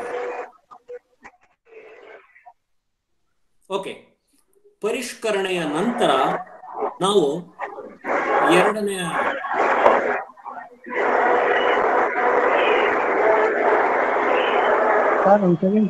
ಡಿಸ್ಟರ್ಬ್ ನೋಡಿ ಸರ್, ಹಂಗೆ ಲೆಫ್ಟ್ ಮಾಡ್ತೀರ. ಏನೋ ಶಬ್ದ ಆಗ್ತಾ ಇದೆ, ತುಂಬಾ ಶಬ್ದ ಆಗ್ತಾ ಇದೆ ಅಲ್ಲ? ಆಯ್ತಲ್ಲ? ಹಾ ಸರ್, ಆಯ್ತು. Okay okay. ಸೊ ಮಾಹಿತಿ ವಿಶ್ಲೇಷಣೆ ಎರಡನೆಯ ಹಂತ ಏನು ಅಂತ ಹೇಳಿದ್ರೆ ಸಂಕೇತೀಕರಣ, ಅದನ್ನ ಕೋಡಿಂಗ್ ಅಂತ ಕರಿತೀವಿ. ಇದು ಬಹಳ ಮುಖ್ಯ. ಈಗ ನಾವು ಕಂಪ್ಯೂಟರ್ನಲ್ಲಿ ಮಾಹಿತಿ ಅನಾಲಿಸಿಸ್ ಮಾಡಬೇಕು ಅಂತ ಹೇಳಿದ್ರೆ ಈ ಸಂಕೇತಗಳನ್ನು ಕೊಡೋದು ಬಹಳ ಮುಖ್ಯ. ಓಕೆ, ಈಗ ಉದಾಹರಣೆಗೆ ಎಜುಕೇಶನ್ ಅಂತ ಒಂದು ಪ್ರಶ್ನೆ ಕೇಳಿದೀವಿ. ಶಿಕ್ಷಣ. ನಾವು ಶಿಕ್ಷಣ ಅಂತ ಹೇಳಿದ ತಕ್ಷಣ ಎಲ್ಲರೂ ಒಂದೇ ಶಿಕ್ಷಣ ಹೊಂದಿರಲ್ಲ. ಪ್ರಾಥಮಿಕ ಶಾಲೆ, ಮಾಧ್ಯಮಿಕ ಶಾಲೆ, PUC ಇರ್ಬೋದು, ಡಿಗ್ರಿ ಇರ್ಬೋದು, ಪೋಸ್ಟ್ ಗ್ರಾಜುಯೇಟ್ಸ್ ಇರ್ಬೋದು, ಟೆಕ್ನಿಕಲ್ ಕೋರ್ಸು, ಮೆಡಿಕಲ್ ಕೋರ್ಸ್ ಇರ್ಬೋದು. ಇವೆಲ್ಲವನ್ನೂ ಒಂದೇ ಕ್ಯಾಟಗರಿನಲ್ಲಿ ನಾವು ಹಾಕಕ್ಕಾಗಲ್ಲ.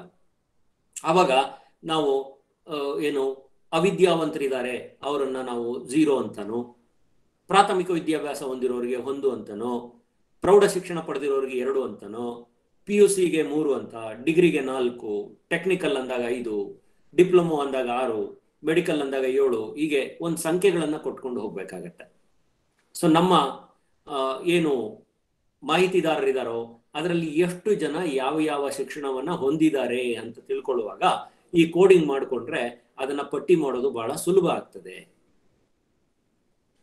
ಓಕೆ, ಅವರ ಹೆಸರುಗಳನ್ನು ಬರೆಯೋದ್ರ ಬದಲು ನಾವು ಅಲ್ಲಿ ಸಂಖ್ಯೆಗಳನ್ನ ನಾವು ತಗೊಳ್ತೇವೆ.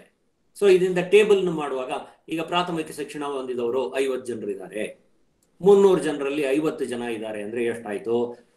6% ಆಯ್ತು ಅಲ್ವೇ? ಸೊ ಹಾಗಾಗಿ ನಾವು ಈ ರೀತಿ ಅಂಕಿ ಅಂಶಗಳನ್ನ ಮಾಡಬೇಕು ಅಂತ ಹೇಳಿದ್ರೆ ನಾವು ಅದಕ್ಕೆ ಸಂಕೇತಗಳನ್ನ ಕೊಟ್ಕೊಳ್ಬೇಕಾಗತ್ತೆ. ಈಗ ಪುರುಷ, ಮಹಿಳೆ ಮತ್ತು ತೃತೀಯ ಲಿಂಗ ಅಂತ ಇದೆ. ಅವಾಗ ಪುರುಷ 1, ಮಹಿಳೆ 2 ಮತ್ತು ತೃತೀಯ ಲಿಂಗ ಅನ್ನೋದು 3, ಈ ರೀತಿ ಕೋಡಿಂಗ್ ಮಾಡ್ಕೊಳ್ಬೇಕಾಗ್ತದೆ. ಈ ರೀತಿ ಕೋಡ್ಗಳ ಮೂಲಕ, ಕೋಡ್ ಸಂಖ್ಯೆಗಳ ಮೂಲಕ, ಸಂಕೇತಗಳ ಮೂಲಕ ನಾವು ಈ ವರ್ಗೀಕರಣಗಳನ್ನ ಮಾಡ್ಕೊಳ್ಬೇಕಾಗತ್ತೆ. ಇದು 2ನೇ ಹಂತ. ಸೊ ಇದನ್ನ ಮಾಡ್ಕೊಳ್ಳೋದ್ರಿಂದ ನಾವು ಏನು ಕಂಪ್ಯೂಟರೈಸೇಷನ್ ಮಾಡೋದಕ್ಕೆ, ಗಣಕೀಕೃತಗೊಳಿಸೋದಕ್ಕೆ ಬಹಳ ಮುಖ್ಯ. ಸೊ ಅದಕ್ಕೆ ನಾವು ಯಾವ ರೀತಿಯ ಪಟ್ಟಿಗಳನ್ನ ಬೇಕಾದರೂ ಮಾಡ್ಕೊಡೋದಕ್ಕೆ ಅದು ನಮಗೆ ಸಹಕಾರ ಮಾಡತ್ತೆ. ಸೊ ಹಾಗಾಗಿ 2ನೇ ಹಂತ ಏನು? ಸಂಕೇತಗಳನ್ನ ಕೊಡುವಂಥದ್ದು. ಸೊ 3ನೇ ಹಂತ ಪಟ್ಟಿ ಮಾಡೋಕ್ಕೆ, ಟೇಬಲ್ಸ್. ಈಗ ಉದಾಹರಣೆಗೆ ಎಜುಕೇಶನ್ನು ಇನ್ಕಮ್ಮು, ಎಜುಕೇಶನ್ನು ಆಕ್ಯುಪೇಷನ್ನು, ಎಜುಕೇಶನ್ನು ಅಥವಾ ಏನು ಫ್ಯಾಮಿಲಿ ಸೈಜು, ಬರ್ತ್ ರೇಟು, ಈ ಥರದ್ದು ಯಾವುದೋ ಹಲವಾರು ವಿಷಯಗಳನ್ನು ಕುರಿತು ನಾವು ಅಧ್ಯಯನ ಮಾಡ್ತಾ ಇರ್ತೀವಿ. ಒಂದು ವ್ಯತ್ಯಯಕ್ಕೂ ಮತ್ತೊಂದು ವ್ಯತ್ಯಯಕ್ಕೂ ಏನು ಸಂಬಂಧ ಇದೆ ಅನ್ನೋದನ್ನು ತಿಳ್ಕೊಳ್ಳೋದು. ಈಗ ಉದಾಹರಣೆಗೆ ಶಿಕ್ಷಣದ ಮಟ್ಟಕ್ಕೂ ಅವನ ಆದಾಯಕ್ಕೂ ಸಂಬಂಧ ಇದೆಯೇ? ಈಗ ಉನ್ನತ ಶಿಕ್ಷಣವನ್ನು ಪಡೆದವನಿಗೆ ಹೆಚ್ಚು ಆದಾಯ ಇದೆ ಅಂತ ನಿಮ್ಮ ಅಧ್ಯಯನದಲ್ಲಿ ಕಂಡು ಬಂದ್ರೆ ನೀವು ವಿಶ್ಲೇಷಣೆ ಮಾಡೋದಕ್ಕೆ ಅನುಕೂಲ ಆಗತ್ತೆ. ಸೊ ಹಾಗಾಗಿ ಒಂದು ಕಡೆ ಶಿಕ್ಷಣ ಇದೆ, ಒಂದು ಕಡೆ ಇನ್ಕಮ್ ಇದೆ, ಇನ್ನೊಂದು ಕಡೆ ಉದ್ಯೋಗ ಇದೆ. ಶಿಕ್ಷಣಕ್ಕೆ ಅನುಗುಣವಾಗಿ ಅವನ ಉದ್ಯೋಗ ಇದೆಯೇ ಇಲ್ವಾ ಅಂತ ನೀವು ಒಂದು ಹೋಲಿಕೆ ಮಾಡಿ ನೋಡೋದಕ್ಕೆ ಈ ಪಟ್ಟಿಗಳು ಬಹಳ ಮುಖ್ಯ ಆಗತ್ತೆ. ಇದನ್ನ ಟೇಬಲ್ಸ್ ಅಂತ ಕರಿತೀವಿ, ಟ್ಯಾಬ್ಯುಲೇಷನ್ ಅಂತ. Coding, editing, coding and tabulation. These are the 3 important stages is following in the analysis of data. So ನಾವು ವಿಶ್ಲೇಷಣೆ ಮಾಡುವಾಗ ಈ 3 ಮುಖ್ಯ ಹಂತಗಳ ಮೂಲಕ ನಾವು ಮಾಹಿತಿಯನ್ನ ಪರಿಷ್ಕರಿಸಬೇಕಾಗತ್ತೆ. ಓಕೆ, ಏನು ಪರಿಷ್ಕರಣೆ ಮಾಡೋದು, ಸಂಕೇತಗಳನ್ನು ಕೊಡೋದು, ನಂತರ ಅವುಗಳನ್ನ ಪಟ್ಟಿ ಮಾಡುವಂಥದ್ದು. ಈ ಪಟ್ಟಿಗಳನ್ನ ಇಟ್ಕೊಂಡು ನಾವು ವಿಶ್ಲೇಷಣೆ ಮಾಡಬೇಕು. ಸೊ ಇದು ಬಹಳ ಮುಖ್ಯವಾದ ಹಂತ. ಇಲ್ಲಿ ನಾವು ನಮ್ಮ ಪ್ರಾಕ್ಕಲ್ಪನೆಯನ್ನ ಹೋಲಿಕೆ ಮಾಡ್ತಾ ಹೋಗ್ತೀವಿ. ತಾತ್ಕಾಲಿಕ ಸಿದ್ಧಾಂತ ಅಂತ ಹೇಳಿ ನಾವು ಏನು ಮಾಧ್ಯಮಿಕ ಅನುಷಂಗಿಕ ಮಾಹಿತಿ ಆಧಾರದ ಮೇಲೆ ಒಂದು ಸಿದ್ಧಾಂತವನ್ನು ರೂಪಿಸ್ಕೊಂಡಿದೀವೋ ಅದಕ್ಕೆ ಅನುಗುಣವಾಗಿಯೇ ನಮ್ಮ ಮಾಹಿತಿ ಇದೆಯೇ ಅನ್ನೋದನ್ನ ನಾವು ಹೋಲಿಕೆ ಮಾಡಿ ನೋಡ್ತೀವಿ. ನಾವು ಏನು ಪ್ರಾಕ್ಕಲ್ಪನೆಯನ್ನ ಮಾಡ್ಕೊಂಡಿದೀವೋ ಅದಕ್ಕೆ ಅನುಗುಣವಾಗಿಯೇ ನಮ್ಮ ಮಾಹಿತಿ ಬಂದಿದೆ ಅಂದಾಗ ನಮ್ಮ ತಾತ್ಕಾಲಿಕ ಸಿದ್ಧಾಂತವನ್ನು ಒಪ್ಕೋಬೇಕಾಗತ್ತೆ. ಇಲ್ಲ, ಅದಕ್ಕೂ ಇದಕ್ಕೂ ಯಾವುದೇ ಸಂಬಂಧ ಇಲ್ಲ ಅಂತ ನಿಮಗೆ ನಿಮ್ಮ ಮಾಹಿತಿ ಹೇಳುತ್ತೆ. ಸೊ ಅವಾಗ ಏನ್ ಮಾಡ್ತೀರಾ? ನಿಮ್ಮ ಪ್ರಾಕ್ಕಲ್ಪನೆಯನ್ನ ನೀವು ತಿರಸ್ಕರಿಸ್ತೀರಾ. ನೀವು ವಾಸ್ತವವಾಗಿ ಏನು ಮಾಹಿತಿಯನ್ನು ಸಂಗ್ರಹಿಸಿದಿರೋ ಅದನ್ನ ನೀವು ಒಪ್ಕೊಳ್ತಾ ಹೋಗ್ತೀರಾ. ಸೊ ಅಲ್ಲಿಗೆ ನಮ್ಮ ಸಂಶೋಧನೆ ಏನಾಯ್ತು? ಸರಿಯಾದ ದಿಕ್ಕಿನಲ್ಲಿ ನಡೆದುಕೊಂಡು ಬಂದಿದೆ ಅಂತ. ಸಂಶೋಧನಾಕಾರ ಏನಾದ್ರೂ ಪೂರ್ವಾಗ್ರಹ ಪೀಡಿತನಾಗಿದ್ರೆ, ಏನು ಪೂರ್ವಾಗ್ರಹ ಪೀಡಿತ ಅಂದ್ರೆ ಅವನು ಯಾವುದೋ ಒಂದು ಹಿನ್ನೆಲೆಯಲ್ಲಿ ಪ್ರಭಾವಕ್ಕೊಳಗಾಗಿರ್ತಾನೆ. ಸೊ ಇದರಿಂದ ಅವನು ಮುಕ್ತನಾಗಿರ್ಬೇಕು. Free from all type of prejudice, bias. Okay, ಒಂದು ಜಾತಿ ಇರ್ಬೋದು, ಧರ್ಮ ಇರ್ಬೋದು, ಭಾಷೆ ಇರ್ಬೋದು, ಪ್ರದೇಶ ಇರ್ಬೋದು, ಇನ್ನೊಂದಿರ್ಬೋದು, ಲಿಂಗ ಇರ್ಬೋದು. ಸೊ ಇವೆಲ್ಲವೂ ಒಂದು ಲಿಂಗದವರು ಮತ್ತೊಂದು ಲಿಂಗದವರನ್ನ ನೋಡಿದಾಗ, ಒಂದು ಜಾತಿಯವರು ಮತ್ತೊಂದು ಜಾತಿಯವರು ನೋಡಿದಾಗ ಪೂರ್ವಾಗ್ರಹ ಹೊಂದಿರ್ಬೋದು. ಒಂದು ಧರ್ಮದವರು ಮತ್ತೊಂದು ಧರ್ಮದವ್ರ ಮೇಲೆ ಪೂರ್ವಾಗ್ರಹ ಹೊಂದಿರ್ಬೋದು. ಈ ರೀತಿಯಾದಂತಹ ಪೂರ್ವಾಗ್ರಹಗಳನ್ನ ಹೊಂದಿರಬಾರದು. ಅವನು ಈ ಎಲ್ಲ ಪೂರ್ವಾಗ್ರಹಗಳಿಂದ ಮುಕ್ತನಾಗಿರ್ಬೇಕು. ಸೊ ಅಂತಹ ಹಿನ್ನೆಲೆಯಲ್ಲಿ ಅವನು ಮಾಹಿತಿಯನ್ನ ವಿಶ್ಲೇಷಣೆ ಮಾಡಬೇಕಾಗತ್ತೆ. ಸೊ ಆಗ ಮಾತ್ರ ಅವನು ವೈಜ್ಞಾನಿಕವಾಗಿ ನಂಬಲರ್ಹವಾದಂತಹ ಮಾಹಿತಿಯನ್ನ ಸಿದ್ಧಾಂತದ ರೂಪದಲ್ಲಿ ತರೋದಕ್ಕೆ ಸಾಧ್ಯ ಆಗತ್ತೆ. ಸೊ ಇಷ್ಟಕ್ಕೆ ಸಂಶೋಧನೆ ಮುಗಿಯೋದಿಲ್ಲ. ಕೊನೆಯ ಹಂತದಲ್ಲಿ ಅವನು ಒಂದು ವರದಿಯನ್ನ ಪ್ರಕಟಿಸಬೇಕಾಗತ್ತೆ. ಯಾಕೆಂದ್ರೆ ವರದಿಯನ್ನ ಎಲ್ಲರೂ ನೋಡ್ತಾ ಇರ್ತಾರೆ, ಏನು ವರದಿಗೋಸ್ಕರ ಕಾಯ್ತಾ ಇರ್ತಾರೆ. ಯಾಕೆಂದ್ರೆ ಸಂಶೋಧನೆಗೆ ಧನ ಸಹಾಯ ಮಾಡಿದವರು ಇರ್ತಾರೆ, ಮಾರ್ಗದರ್ಶನ ಮಾಡಿದವರು ಇರ್ತಾರೆ. ಆ ಸಂಶೋಧನೆಗೆ ಒಳಪಟ್ಟಂತ ಜನರಿಗೆ ಕುತೂಹಲ ಇರುತ್ತೆ, ಸಂಶೋಧಕನಿಗೆ ಸ್ವತಃ ಕುತೂಹಲ ಇರುತ್ತೆ. ಸೊ ಹೀಗಾಗಿ ಅದನ್ನ ಒಂದು ವರದಿಯ ರೂಪದಲ್ಲಿ ಅವನು ಪ್ರಕಟಗೊಳಿಸ್ಬೇಕಾಗತ್ತೆ. ಅದನ್ನ ವರದಿಯ ರೂಪದಲ್ಲಿ ಪ್ರಕಟಿಸದೇ ಇದ್ರೆ ಆ ಸಂಶೋಧನೆಗೆ ಯಾವುದೇ ಮಹತ್ವ ಇಲ್ಲ. ಸೊ ಹಾಗಾಗಿ ವರದಿ ಅಂತಿಮ ಹಂತ ಆಗತ್ತೆ. ಏನು ವರದಿ ಅಂದ್ರೆ, ಒಂದು ಇಡೀ ಸಂಶೋಧನಾ ಪ್ರಕ್ರಿಯೆ ಹೇಗೆ ನಡೀತು, ಆ ವಿಷಯದ ಆಯ್ಕೆಯನ್ನ ಮಾಡಿಕೊಳ್ಳೋದಕ್ಕೆ ಕಾರಣ ಏನು, ಅದರ ಹಿನ್ನೆಲೆ ಏನು, ಆ ಸಂಶೋಧನೆಯ ಒಂದು ಉದ್ದೇಶ ಏನು, ಅದರ ಮಹತ್ವ ಏನು, ಅದರಿಂದ ಏನು ಪ್ರಯೋಜನ, ಓಕೆ, ಹಾಗೇನೆ ಯಾವ ರೀತಿಯ ಫಲಿತಾಂಶವನ್ನ ಈ ಸಂಶೋಧನೆ ಕೊಟ್ಟಿದೆ, ಈ ಸಂಶೋಧನೆ ಬೇರೆ ಸಂಶೋಧನೆಗಳಿಂದ ಹೇಗೆ ವಿಶಿಷ್ಟವಾಗಿ ಭಿನ್ನವಾಗಿದೆ, ಅದರ ವೈಶಿಷ್ಟ್ಯತೆ ಏನು, ಓಕೆ, ಅದರಲ್ಲಿ ಬಳಸಲಾಗಿರುವಂತಹ ನಾನಾ ಬಗೆಯ ಸಂಶೋಧನಾ ತಂತ್ರಗಳೇನು, ಇವೆಲ್ಲವನ್ನೂ ಕೂಡ ಅವನು ವರದಿಯಲ್ಲಿ ಹೇಳಬೇಕಾಗತ್ತೆ. ಹಾಗೇನೆ ನಿಮಗೆ ಗೊತ್ತಿರ್ಬೋದು, ಬಹಳಷ್ಟು ಜನ ಸಂಶೋಧನೆಗೆ ದಾಖಲು ಮಾಡಿಕೊಂಡವರೆಲ್ಲ ಮುಗಿಸಿಲ್ಲ, ಸಂಶೋಧನೆಯನ್ನ ಪೂರ್ಣಗೊಳಿಸೂ ಇಲ್ಲ. ಅದಕ್ಕೆ ಕಾರಣ ಏನು ಅಂದ್ರೆ ಆ ಮಧ್ಯದಲ್ಲಿ ಬರುವಂತ ಅಡೆತಡೆಗಳಿರ್ಬೋದು, ಸಮಸ್ಯೆಗಳಿರ್ಬೋದು, ಮತ್ತೊಂದಿರ್ಬೋದು.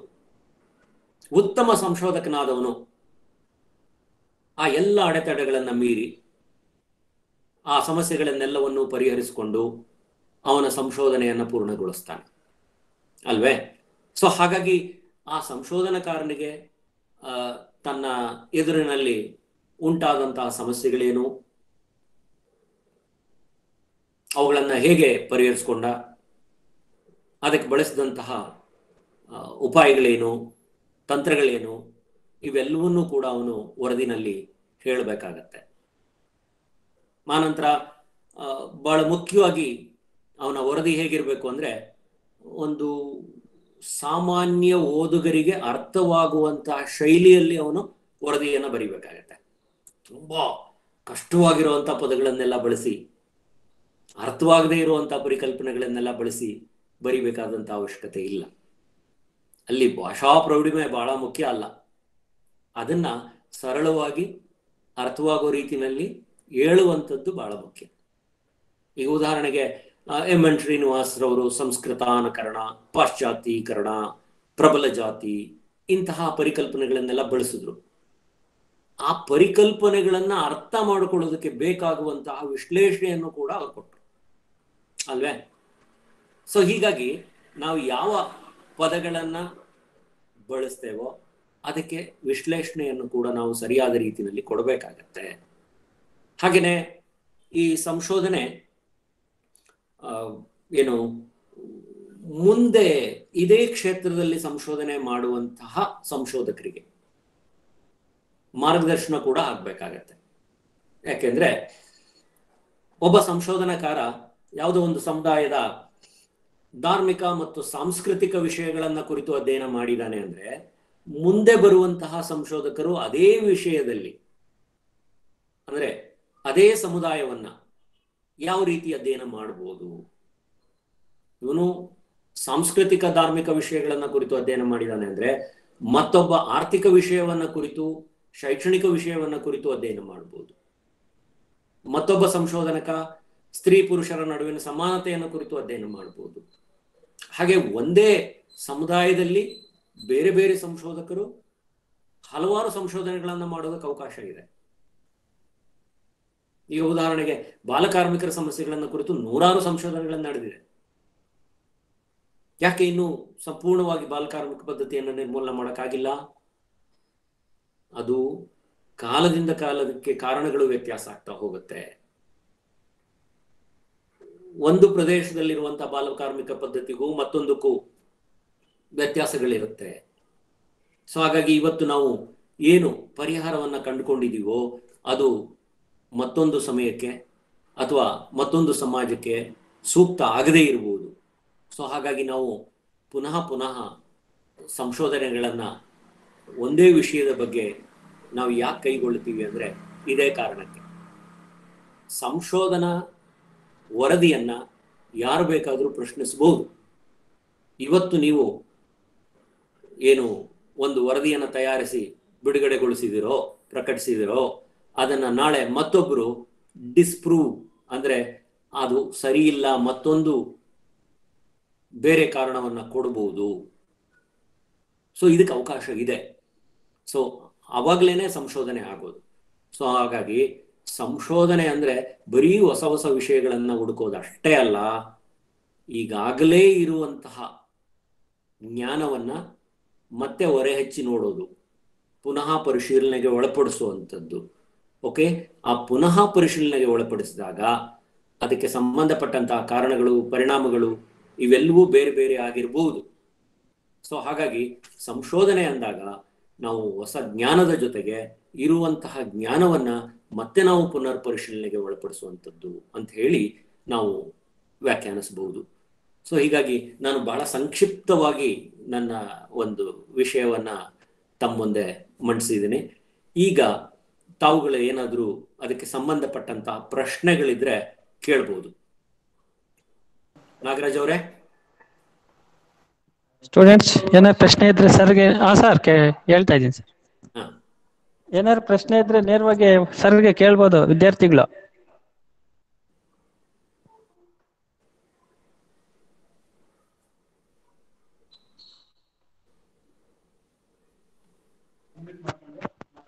ಹಲೋ ಹಲೋ ಸ್ಟೂಡೆಂಟ್ಸ್,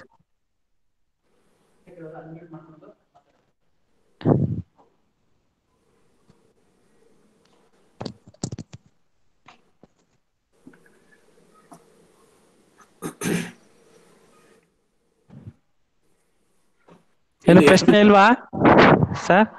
ಆಗಿದೆ ಸರ್. ಸಮಯ ಇನ್ನೆಷ್ಟಿದೆ?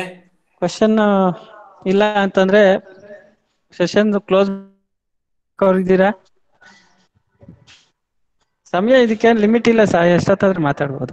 Okay okay okay okay fine. ನಾನು ನಿಮ್ಮ ಸಮಯ ನಿಗದಿ ಇರುತ್ತೆ ಇಷ್ಟೇ ಅಂತ. ಏನಿಲ್ಲ ನಾಗರಾಜ್ ಅವರೇ,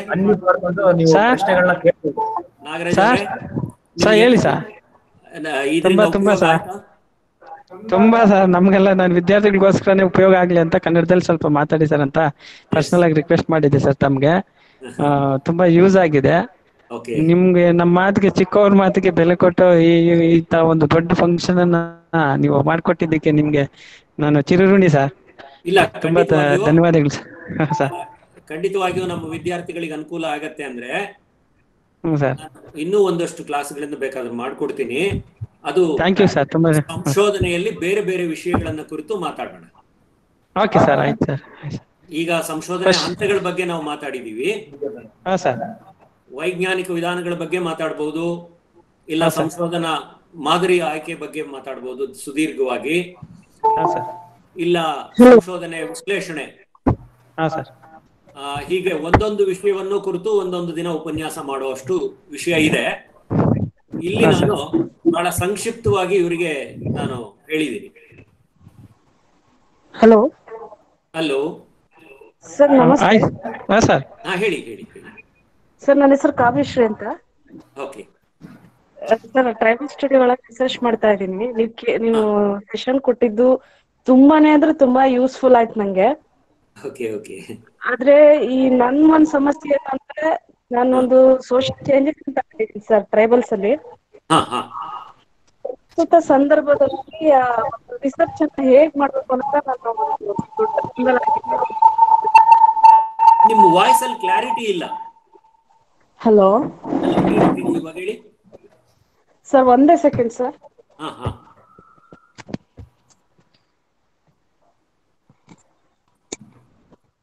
ಕೇಳಿಸ್ತಿದೆ ಸರ್ ಈಗ? ಕೇಳಿಸ್ತಾ ಇದೆ, ಇವಾಗ ಹೇಳಿ ಸರ್. ನಾನು ರಿಸರ್ಚ್ ಸ್ಕಾಲರ್. ನೀವು ಮಾಡಿದ ಅಷ್ಟು ಸೆಷನ್ ಕೇಳ್ದೆ, ನಾನು ಮಾತಾಡಿದ್ ಕೇಳ್ದೆ. ಓಕೆ. ನಾನಿನ್ನೂ ಫೀಲ್ಡ್ ವರ್ಕ್ ಹೋಗಿಲ್ಲ sir. Okay. But at present ಈ ಒಂದು ರಿಸರ್ಚ್ ಅನ್ನ ನನ್ ಸೋಶಿಯಾಲಜಿ ಬೇಸ್ ಮೇಲೆ ಯಾವ ರೀತಿ ತಗೊಳ್ಬೇಕು ಅನ್ನೋದು ಗೊತ್ತಾಗ್ತಾ ಇಲ್ಲ. ಅದು ಗೊಂದಲವಾಗಿದೆ. ಅದಕ್ಕೆ ಏನಾದ್ರು ಪರಿಹಾರ ಹೇಳ್ತೀರಾ ಸರ್? ನಿಮ್ಮ ಟಾಪಿಕ್ ಏನು? ನಂದು ಸರ್ ಸಾಮಾಜಿಕ ಬದಲಾವಣೆಯಲ್ಲಿ ದೀವರು ಅಂತ ಸರ್. ದೀವರು? ದೀವರು ಸರ್. ಎಲ್ಲಿದ್ದಾರೆ ಅವರು? ಅವರು ಸಾಗರ ಸರ್. ಈ ಕಾಗೋಡು ತಿಮ್ಮಪ್ಪ, ಬಂಗಾರಪ್ಪ ಇವರೆಲ್ಲ ಬರ್ತಾರಲ್ಲ ಸರ್, ಅವರೇ ಅವರು. Okay okay okay. So Okay, ನೀವು ಹಾ ಸರ್. ಯಾವ ವಿಧಾನದ ಮೂಲಕ ನೀವು ಮಾಹಿತಿಯನ್ನು ಸಂಗ್ರಹಿಸಬೇಕು ಅಂತ ಇದ್ದೀರಿ? ಸರ್, ಕನ್ನಡ ಯೂನಿವರ್ಸಿಟಿ ಒಳಗೆ 2 ವಿಧಾನಗಳನ್ನ ಅನುಸರಿಸಕ್ ಹೇಳಿದ್ದಾರೆ. ಓಕೆ ಒಂದು ಅವ್ರ ಎಕನಾಮಿಕ್ ಮತ್ತೆ ಅವ್ರ ಕಲ್ಚರಲ್ ಮೇಲೆ ಒಂದ್ ಕ್ವಶನರ್ಸ್ ರೆಡಿ ಇದೆ. ಓಕೆ ಇನ್ನೊಂದು ಕೇಸ್ ಸ್ಟಡಿ ಮೇಲೆ 6 ಆಸ್ಪೆಕ್ಟ್ಸ್ ಅಲ್ಲಿ ನಾನು ಸೋಷಿಯಲ್, ಎಕನಾಮಿಕಲ್ ಮತ್ತೆ ಎಲ್ಲಾ ಕಂಡೀಷನ್ಸ್ ಅಲ್ಲೂ ಕ್ವಶನರ್ಸ್ ರೆಡಿ ಮಾಡಿದ್ದೆ. ಈಗ ಸರ್, ನಿಮ್ಮ ರಿಸರ್ಚ್ ಡಿಸೈನ್ ಯಾವ್ದದು? Qualitative quantitative? ಸರ್ ನಂದು ಕ್ವಾಲಿಟೇಟಿವ್ ಸರ್. ಓಕೆ, ಎಷ್ಟು ಕುಟುಂಬಗಳನ್ನ ತಗೊಂಡು ನೀವು ಅಧ್ಯಯನ ಮಾಡ್ತಾ ಇದ್ದೀರಿ? ಸರ್, ಶಿವಮೊಗ್ಗದಲ್ಲಿ 4 ತಾಲೂಕುಗಳನ್ನ ನಾನು ತಗೊಂಡಿದ್ದೀನಿ. ಹಾ, ಅದರಲ್ಲಿ 400 ಜನ ಅಂತ ನನ್ ಗೈಡು ಫಿಕ್ಸ್ ಮಾಡಿದ್ದಾರೆ. ಅದು ಕ್ವಾಲಿಟೇಟಿವ್ ರಿಸರ್ಚ್ ಹೆಂಗಾಗತ್ತೆ ಅಷ್ಟೊಂದ್ ಜನರನ್ನ ನೀವು ತಗೊಂಡಾಗ? ಅದೇ ಸರ್, ಈಗ ಪ್ರಾಬ್ಲಮ್ ಆಗಿರೋದ್ ನಂಗೆ ಅಲ್ಲೇ. ಈಗ ಮೋಹನ್ ಚಂದ್ರಗುತ್ತಿ ಅಂತ ಇದಾರಲ್ಲ ಸರ್, ಹೌದು. ಅವರು ನನ್ಗೆ ಇಷ್ಟೊಂದ್ ಮಾಡ್ಬಿಟ್ರೆ ನಿನ್ ಬಹಳ ಪ್ರಾಬ್ಲಮ್ ಆಗುತ್ತೆ, ನಿನಗೆ ಟೈಮ್ ಸಾಕಾಗಲ್ಲ, ಅಮೌಂಟ್ ವೇಸ್ಟ್ ಆಗುತ್ತೆ, ಹೌದು ನಿನ್ ಅಷ್ಟೊಂದ್ ಟೈಮ್ ಇನ್ವೆಸ್ಟ್ ಮಾಡಕ್ ಆಗಲ್ಲ ನಿನ್ಗೆ ಅಂತ ಹೇಳ್ತಿದ್ದಾರೆ. ಹೌದು, ಖಂಡಿತವಾಗೂ ಆಗಲ್ಲ. ಆದ್ರೆ ಈಗ ನಂದು 5 ವರದಿ. ಒಂದ್ ವರದಿ ಒಳಗೆ ನಮ್ಮ ಹೆಡ್ ಕೊಲೋಕೆಮ್ ಇಟ್ಕೊಳ್ರಿ ಅಂತ ನಮ್ ಬ್ಯಾಚ್ನವ್ರಿಗೆ ಹೇಳ್ತಾ ಇದ್ದಾರೆ. ಓಕೆ ಬಟ್ ನಾನು ಇನ್ನು ಫೀಲ್ಡಿಗೆ ಹೋಗಿಲ್ಲ ಸರ್. ಓಕೆ, ಫೀಲ್ಡಿಗೆ ಹೋಗೋದಕ್ಕಿಂತ ಮುಂಚೆ ನೀವು ಸಾಕಷ್ಟು ತಯಾರಿಗಳನ್ನ ಮಾಡ್ಕೋಬೇಕಾಗತ್ತೆ. ಒಂದು, ಈಗಾಗಲೇ ಅವರಿಗೆ ಸಂಬಂಧಪಟ್ಟಂತ ಅಧ್ಯಯನಗಳಾಗಿದಾವ?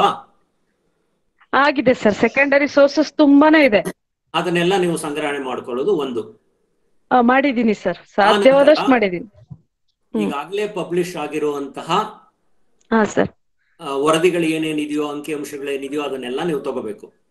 Okay sir. ನೀವು ಪ್ರಾಬಬಿಲಿಟಿ ಸ್ಯಾಂಪ್ಲಿಂಗ್ ಅನ್ನ ನೀವೇನಾದ್ರೂ ಅಡಾಪ್ಟ್ ಮಾಡ್ಕೊಳ್ಳೋದಾದ್ರೆ, ಸಂಭವನೀಯ ಮಾದರಿಯನ್ನ ಮಾಡ್ಕೊಳ್ಳೋದಾದ್ರೆ, ನಿಮಗೆ ಅವರ ಅಂಕಿ ಸಂಖ್ಯೆಗಳು ಸಂಪೂರ್ಣವಾಗಿ ಗೊತ್ತಿರಬೇಕು. ಗೊತ್ತಿಲ್ಲದೆ ಇದ್ದ ಪಕ್ಷದಲ್ಲಿ ನೀವು ನಾನ್ ಪ್ರಾಬಬಿಲಿಟಿ ಸ್ಯಾಂಪ್ಲಿಂಗ್ ತಗೊಳ್ತೀರಾ, ಅಂದ್ರೆ ಸಂಭವನೀಯ ಮಾದರಿ. ಅದರಲ್ಲಿ ವಿವಿಧ ಹಂತಗಳಲ್ಲಿ ನೀವು ಆಯ್ಕೆ ಮಾಡ್ಕೊಳ್ತೀರಾ. ಒಂದು ಜಿಲ್ಲೆನಲ್ಲಿ ಎಷ್ಟು ತಾಲೂಕು, ಒಂದು ತಾಲೂಕಿನಲ್ಲಿ ಎಷ್ಟು ಹೋಬಳಿ, ಒಂದು ಹೋಬಳಿನಲ್ಲಿ ಎಷ್ಟು ವಿಲೇಜು, ಸ್ಟ್ರಾಟಿಫೈಡ್ ಸ್ಯಾಂಪಲ್ ಅಂತ ಕರಿತೀವಿ. ಗೊತ್ತಾಯ್ತಾ? ಒಂದು ಜಿಲ್ಲೆಯಲ್ಲಿರುವಂತಹ ಕೆಲವು ತಾಲೂಕಿಗೆ ನೀವು ಪ್ರಾತಿನಿಧ್ಯ ಕೊಡ್ತೀರಾ, ಒಂದು ತಾಲೂಕಿನ ಒಂದು ಹೋಬಳಿಗೆ ಪ್ರಾತಿನಿಧ್ಯ ಕೊಡ್ತೀರಾ, ಒಂದು ಹೋಬಳಿನಲ್ಲಿ ಒಂದು ಹಳ್ಳಿಗೆ ಪ್ರಾತಿನಿಧ್ಯ ಕೊಡ್ತೀರಾ. ಅಂದ್ರೆ ಇಡೀ ಜಿಲ್ಲೆಯನ್ನ ನೀವು ಆಯ್ಕೆ ಮಾಡ್ಕೊಳ್ತೀರಾ. ಆದ್ರೆ ಎಲ್ಲವನ್ನೂ ಮಾಡಕ್ಕಾಗದೇ ಇರೋದ್ರಿಂದ ನಿಮ್ಮ ಮಾದರಿಯಲ್ಲಿ ಎಲ್ಲದಕ್ಕೂ ಪ್ರಾತಿನಿಧ್ಯ ಕೊಡ್ತೀರಾ.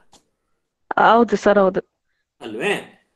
ಈ ವಿಧಾನದ ಮೂಲಕ ನೀವು ಮಾದರಿಯನ್ನ ಆಯ್ಕೆ ಮಾಡಿಕೊಂಡ್ರೆ ಒಂದು ಮಾಹಿತಿ ವೈಜ್ಞಾನಿಕವಾಗಿರುತ್ತೆ. ಇದನ್ನ ನೀವು ಆನಂತರ ನಿಮ್ಮ ವಿಧಾನ ಯಾವುದು? ಸಂದರ್ಶನನೋ, ಸಂದರ್ಶನ ಕೈಪಿಡಿನೋ, ಯಾವುದು? ಕೇಸ್ ಸ್ಟಡಿ ಸರ್, ವ್ಯಕ್ತಿ ಅವಲೋಕನ. ಓಕೆ ಓಕೆ, ಕೇಸ್ ಸ್ಟಡೀಸ್ ಮಾಡ್ತಾ ಇದ್ದೀರಾ? Okay okay okay. So close ended questions ಅಲ್ಲ, ಓಪನ್ ಎಂಡೆಡ್ ಕ್ವೆಶ್ಚನ್ಸ್ ನಂದು. Okay okay, fine. ಅಂದ್ರೆ ಡಿಸ್ಕ್ರಿಪ್ಟಿವ್. Descriptive sir. ಹೌದು, ಸರಿ ಸರಿ, ಮಾಡಿ, ಒಳ್ಳೇದಾಗ್ಲಿ. ಏನಾದ್ರೂ ನಿಮಗೆ ನಮ್ಮ ಒಂದು ಮಾರ್ಗದರ್ಶನ ಬೇಕು ಅಂದಾಗ ಕಾಲ್ ಮಾಡಿ. ನಮ್ಮ ನಂಬರ್ ನಾಗರಾಜ್ ಅವ್ರ ಹತ್ರ ಇರುತ್ತೆ. So you will help you. ಹಂಪಿನಲ್ಲಿ ಮಾಡ್ತಾ ಇದ್ದೀರಲ್ಲ? ಹೌದು sir, Gangadhar Daivajna under sir. Okay, ನೀವು ಸಂದರ್ಶನಕ್ಕೆ ಬಂದಾಗ ನಾನು ನೋಡಿದ್ರಾ ನಮ್ಮ ಕಮಿಟಿ? ಇಲ್ಲ ಇಲ್ಲ ಸರ್, ಇಲ್ಲ, ನೋಡಿಲ್ಲ ಸರ್ ನಾನು. ಇವತ್ತೇ ಫಸ್ಟ್ ನೋಡಿದ್ ನಿಮ್ಮನ್ನ. ಆಯ್ತಮ್ಮ, ಥ್ಯಾಂಕ್ ಯು, ಒಳ್ಳೇದಾಗ್ಲಿ. ನಾನ್ ನಿಮಗೆ ಖಂಡಿತ ಇನ್ನೊಂದ್ಸರಿ ಮಾತಾಡ್ತೀನಿ ಸರ್ ಸೆಷನ್ ಮುಗಿದ್ಮೇಲೆ. ಓಕೆ, ಆಯ್ತಮ್ಮ, ಧನ್ಯವಾದ. Thank you sir. ವೆಲ್ಕಮ್. ಸರಿ, ಬೇರೆಯವರು ಬೇರೆ ಏನಾದ್ರೂ ಪ್ರಶ್ನೆಗಳಿದ್ರೆ ಕೇಳಿ. ನಾನು ಈ ಒಂದು ಮಾತುಗಳನ್ನ ಪದವಿ ಪ್ರದೀಪ್ ಕುಮಾರ್ ಚಿತ್ರದುರ್ಗದಿಂದ. ಹೇಳಿ. ಚಿತ್ರದುರ್ಗದಿಂದ ಪ್ರದೀಪ್ ಕುಮಾರ್ ಅಂತ sir. Chitradurga sir. Okay, nice. ಹೇಳಿ ಪ್ರದೀಪ್ ಕುಮಾರ್. ಇಲ್ಲ, ಚೆನ್ನಾಗಿತ್ತು ಸರ್, ಹೇಳಿ. That was too good. ಆಮೇಲೆ ನಿಮಗಿರೋ ವಿದ್ವತ್ತಿಗೆ ಈ ಸಮಯ ತುಂಬಾ ಕಡಿಮೆ. ಅಲ್ಲಲ್ಲ, ಇದು ನಮ್ಮ ಪದವಿ ವಿದ್ಯಾರ್ಥಿಗಳನ್ನ ಗಮನದಲ್ಲಿಟ್ಕೊಂಡು ನಾನು ಬಹಳ ಸಂಕ್ಷಿಪ್ತವಾಗಿ ಮತ್ತು ಸರಳವಾಗಿ ಮಾತಾಡಕ್ಕೆ ಪ್ರಯತ್ನ ಮಾಡಿದ್ದೀನಿ. ಇದು ನಮ್ಮ ಮಾಸ್ಟರ್ ಡಿಗ್ರಿ ವಿದ್ಯಾರ್ಥಿಗಳು ಅಥವಾ ರಿಸರ್ಚ್ ವಿದ್ಯಾರ್ಥಿಗಳಿಗೆ ಸಾಕಾಗೋದಿಲ್ಲ, ನನಗೆ ಗೊತ್ತಿದೆ. ಓಕೆ, ಸೊ ಪದವಿ ವಿದ್ಯಾರ್ಥಿಗಳಿಗೆ ಒಂದು ಜಿಸ್ಟ್ ನಾನು ಕೊಟ್ಟಿದ್ದೇನೆ. ನಿಮಗೆ ಕೊಟ್ಟಿರುವಂತ ಸಮಯ ತುಂಬಾ ಕಡಿಮೆ ಸರ್. ಮಿನಿಮಮ್ ಒಂದು 3 hours ಇದ್ದಿದ್ರೆ ನಮಗೂ ತುಂಬಾ ಹೆಲ್ಪ್ ಆಗೋದು. ಓಕೆ ಓಕೆ ಓಕೆ, ನಿಮ್ಗೆ ಪ್ರಶ್ನೆ ಏನಾದ್ರೂ ಇದೆಯಾ?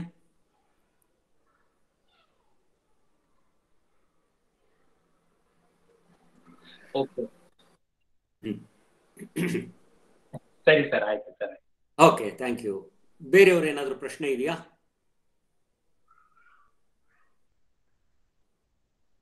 Okay sir. So Nagaraj sir, ನೀವು ಮತ್ತೆ ಯಾವತ್ತಾದ್ರೂ ಅವಕಾಶ ಸಿಕ್ಕಿದ್ರೆ ಬೇಕಾದ್ರೊಂದು ಬೇರೆ ವಿಷಯ ಕುರಿತು ಒಂದು ಉಪನ್ಯಾಸ ಏರ್ಪಡಿಸಿ. Thank you sir, thank you very much. Welcome sir.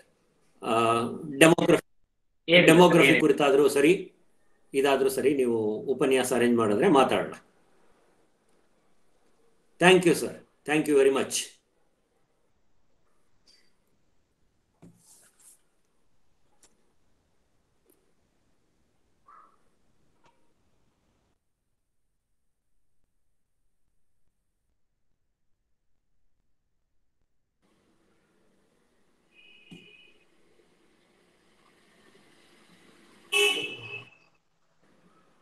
What up, thanks, madam.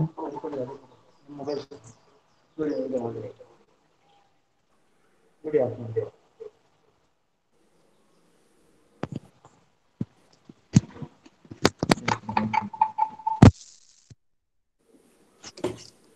afternoon to all the participants, and it's the time to end the webinar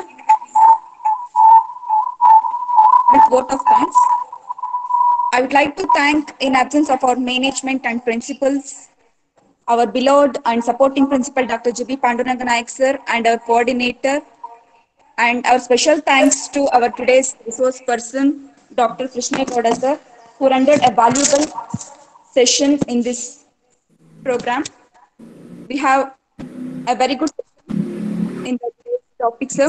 I would like to thank all the participants with their presence. We made this webinar successful. Thanks for giving me this opportunity to render out of thanks. Thank you. Thank you.